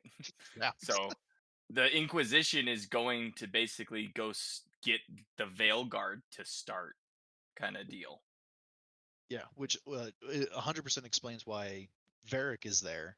and why Harding is listed as an Inquisition agent, because she's definitely still just with them, helping in this regard. Okay. Okay. Cool. So talking about like Inquisition, the effects that's having, basically like pre-game to the Veilguard, right? Pre-lore and stuff. They're actually, this is kind of a side note, but like they're actually making a prequel in the form of an audio drama podcast. Oh, interesting. Yeah, so it's gonna be a prequel to the game's story. It's called Vows and Vengeance, and it's about a retired thief searching for her lover in the Fade. It mentioned that characters like Harding, Varric, and even Solas will appear in it. So pretty good. It's already on YouTube, and I will put the link in the description below. So go ahead and check that out. But if you're interested in getting some lore, filling in some gaps before you jump into the game, that is definitely, go take a look at that. I'm gonna take a look at it myself. Haven't watched it yet because I was trying to avoid spoilers before this. But now that we're kind of getting through, definitely gonna jump in and listen to that podcast. Definitely gonna have to listen to that too. Oh yeah, no, I'll get you the link. But the release date, like we've talked about, is October 31st. So game's coming up. We're recording this about a month out. I'll probably release it as soon as I can. It's gonna take a little bit of editing, but that'll be good. And then let's go through I've got some final notes, some final stuff I found out, kind of slapped here on the end that are just not really like focused, but it's a lot of stuff just about the game. So first off, this is my favorite thing ever because being made by EA, there's always potential for terribleness, but it's going to be entirely offline and there's going to be no microtransactions. So, Love it. pretty good there, right? Especially because they talked about that transmog system, and transmog systems always lead themselves to being like, I'm gonna buy all these outfits. So, good. I can play it offline. Not that I'm ever really offline anyway, but there won't be any microtransactions anyway. Another important note about this game that kind of plays into everything we've talked about previous is that it takes place 10 years after Dragon Age Inquisition, which would explain why, Varric's got that gray hair, why he's, chilling up there in Tevinter. So it's taken 10 years since the end of Dragon Age Inquisition to get to where we are. I'm not sure if that includes the DLC or if the DLC took place during those 10 years. I'm assuming some crossover, but Probably a little bit, but there wasn't a ton of time between. It was only like maybe a year or something like that. okay, yeah. So that's the gap. Then it does talk about, like we mentioned before, the Inquisitor will definitely be a part of the story. So how much he's part of the story, I guess we'll have to find out. This one's pretty great. This was probably the biggest reveal out of one of the recent trailers, is that Morrigan is going to show up at some point, and she has like a completely new design. Seems like she's almost on the level of Flemeth. So, how do you feel about Morgan coming back? So I really like Morgan coming back because Morgan has been very a part of everything that's happening due to her connection to Flemeth. Because, I mean, in Inquisition, we find out Flemeth is Mythal, who is also an old elven god, or at least a piece of an old elven god. So the idea that Morgan is here makes sense to me because she is probably the only immortal that really has a good understanding of what's at stake. Like, Solas kind of knows, doesn't really care about the other races in any way, shape, or form. No. Morrigan does, and she knows about the ancients because of her connection with her mother Flemeth. Taught her everything she knows, and prepared her for pretty much everything. So I really like having her back. Yeah, it seems like she's gonna be probably like a consultant almost. Like in Dragon Age 2, Flemeth kind of like shoves you where you need to be. I wonder if Morgan's gonna be like, shows up when you're like, we're stuck, we don't know what to do, and then Morgan shows up and is like, I've been watching you guys, go this way. Yeah. Something like that. Which would very much fit her character. That's the kind of thing she does. She kind of keeps an eye on things, and then at the end is like, okay, looks like you need a little bit of help, and I can do that in this form, kind of a thing, to help you out here. I'm wondering too if that means that they're going to make certain choices canon. Like if you like sleep with Morgan in the first one to make the kid or whatever. Maybe. I actually wasn't thinking of that one. I was thinking more of the ones in Inquisition. There's a pool that you go to interact with that either Morgan ends up taking or yourself, which turns out to make a magical bond between the drinker and Flemeth. At the time, we don't know that that's Flemeth. But Morgan basically is like, look, let me drink it. I know Elvish. I can use this information to help you. And then would just have this incredible font of knowledge. So it would end up either being her or the Inquisitor that have it. And I think that canonically it makes more sense for Morrigan to have it, and I kind of hope that that's what they do. I'm assuming we'll get some answers on it then, because she shows up. It was kind of the biggest deal of that recent trailer. Everybody was freaking out. I like her new design. I think it's pretty decent. It's still reminiscent of who she was before, but With some obviously upgrades. graphics have come a long way, so like they're able to do a lot more with it. Another note that they mentioned was that everything is going to be handcrafted, curated, and no fetch quests. Which at times when I was playing Inquisition, I did feel a little fetch questy. So I'm glad that they're kind of focusing up the quests a little bit more and making them all impactful. Yeah. Inquisition had a ton of fetch quests. Which was like, it's all right, but I think as the game industry's moved on, it's good that this series has moved on too. I mean, it's been like what, For sure. 10 years? 10 years since. Yeah. 10 years. So like takes place 10 years after Inquisition, and literally we had to wait 10 years for the game. So there's they say there's no progression block in Veilguard, unlike Inquisition, which had the power mechanics. I think they mean like you had to like get to certain points to unlock certain maps, right? Yeah, Inquisition had the power mechanic was that as you completed tasks, so missions or even side things out in the world, the Inquisition gained power, which would have been like a fake version of just saying like people believe in them and are willing to do things with them. And you had to accumulate enough power to be able to go to the map and unlock a mission or unlock an area, which definitely made it very grindy because you had to do a lot of side stuff to get enough power to do the main things that you needed to do. Part. Interesting. So maybe the only thing that will prevent you from like pushing forward is your gear or your level, and you might just get stuck at a part. But with the not dying thing, maybe you can just push past. You can just shove it. Yeah, you could just literally shove past. So we'll see. We'll see what happens with that. Now, this next point I think is fantastic, and I'm hoping as we go on with gaming that more games copy this. But they're saying that locations can fundamentally change based off of the decisions that you make. So, environmental changes based off of I went to this location, we did this thing, I blew up that castle, what happens? Right? Love it. That's gonna be cool, right? Like I love when the world reacts to what I do, and that's what they're really seems like they're trying to push here. With that though, they also did mention that you can go back to previous locations you visited and do side content.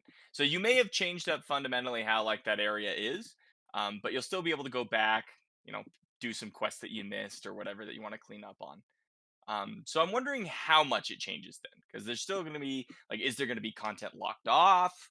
Like if I do certain things, will that like, turn a part of that map against me so I can't do stuff with them? I don't know. Yeah, that'll be intriguing because I can see it going both ways. Where like they might just because like it could be that there's like an area where maybe you blow something up and then a specific path is locked and you have to like go the long way around. Yeah, maybe. Yeah. Or just full blocks it. Which I've played games that do that and it's annoying, but like I also think that's part of the experience. Right. And gives it its replayability. Multiple playthroughs. Exactly. Yeah, so I hope so. I hope honestly I like when games kind of restrict me because I went down a certain path. So we'll have to see how that takes effect. All right. Now, this is the final note that we have on this. As of now, there is no DLC planned for Dragon Age Veilguard. Interesting. So what they explain here is that they love Dragon Age Inquisition's Trespasser expansion because it kind of wrapped up the entire story with a nice bow, served as a bridge to the inevitable sequel, which is the one we're playing. But they also stated that basically that Trespasser DLC was so essential to Dragon Age Inquisition's story that arguably it should have just been part of the base game. I can kind of see that though. Like, it was incredibly important. Right, and without it, there's a lot of stuff that doesn't make sense for this game, right? You kind of needed that setup to really understand. I mean, they could have done it outside of the game too, right? Like they talk about all these podcasts, these shows. They could have bridged the gap that way. But I don't know. I just thought it was very interesting that they're like, hey, there's no DLC in this game because when we did that with Inquisition, we were like, that should have just been part of the game. This one, they're like, our goal is to give you an entire complete out of the box package, right? They even say like they want from player experience to the narrative and everything else, they want it entirely complete so that when we finish this game, we feel like there's not a lot of questions afterwards. I'm sure they'll do something to tease, but I don't know. I think that's interesting. Also, they're not going to be charging you for extra DLC, right? If they're not doing DLC, then there's not going to be, more money you got Yeah. to spend on top. So there won't be a season pass, probably, right? So I don't know. We'll see how this goes. Her last point was that the series has such a rich tapestry of lore and concepts and people and places that it is ripe for DLC. So never say never. Right? That's a good little yeah, I know we're saying no, but I think it's basically like if the game does well, like if the game does really well, they'll Then we definitely do may something, put it on. right? But they're also trying to give us a complete experience, which I'm good with, right? Like don't parse out my For sure. story, make sure it's complete. I 100% agree. So not too worried about the DLC then? You're not you're okay with it just being part of the game? I DLCs are great, but I like to have as much content as possible. I would honestly be more concerned, at least personally, I'd be more concerned if they were already planning a DLC, because that Yeah, I means that there know. was something that they just didn't include. Right? But why, right? So I'm like, I mean, we've waited this long. Why didn't you just put it in there? Right? 10 years, just shove it in. But so I mean, I like the idea of not having a DLC right off the bat. Same. I think it'll be good. But there it is, ladies and gentlemen. All of our anticipation, our excitement, and speculation about the Dragon Age Veilguard. Thank you guys so much for listening. We've obviously had a ton to talk about today. Flame of Truth, thank you especially for our glimpse into the Dragon Age lore troves that we call your mind. Any last minute thoughts before we kind of wrap this up about the game? Any last minute things? I mean, I just incredibly look forward to it. Thank you so much for letting me come and be a part of this experience and sharing the excitement of what's coming. It looks like it's going to be fantastic. Of course, of course. Honestly, I couldn't do it without you. You are the Dragon Age lore man that I know, and without you, I don't know if I would have had enough to talk about. I mean, there's plenty, but definitely needed some insight into some stuff. So, and also special thanks to the Knights of Rent. You guys are those stalwart warriors, those true Hokages. Thank you for supporting the channel. Please don't forget to like and subscribe. Maybe join the Knights of Rent yourself. Thank you guys for coming again. Become the best you can be. Become a hero of the Veilguard. Believe it.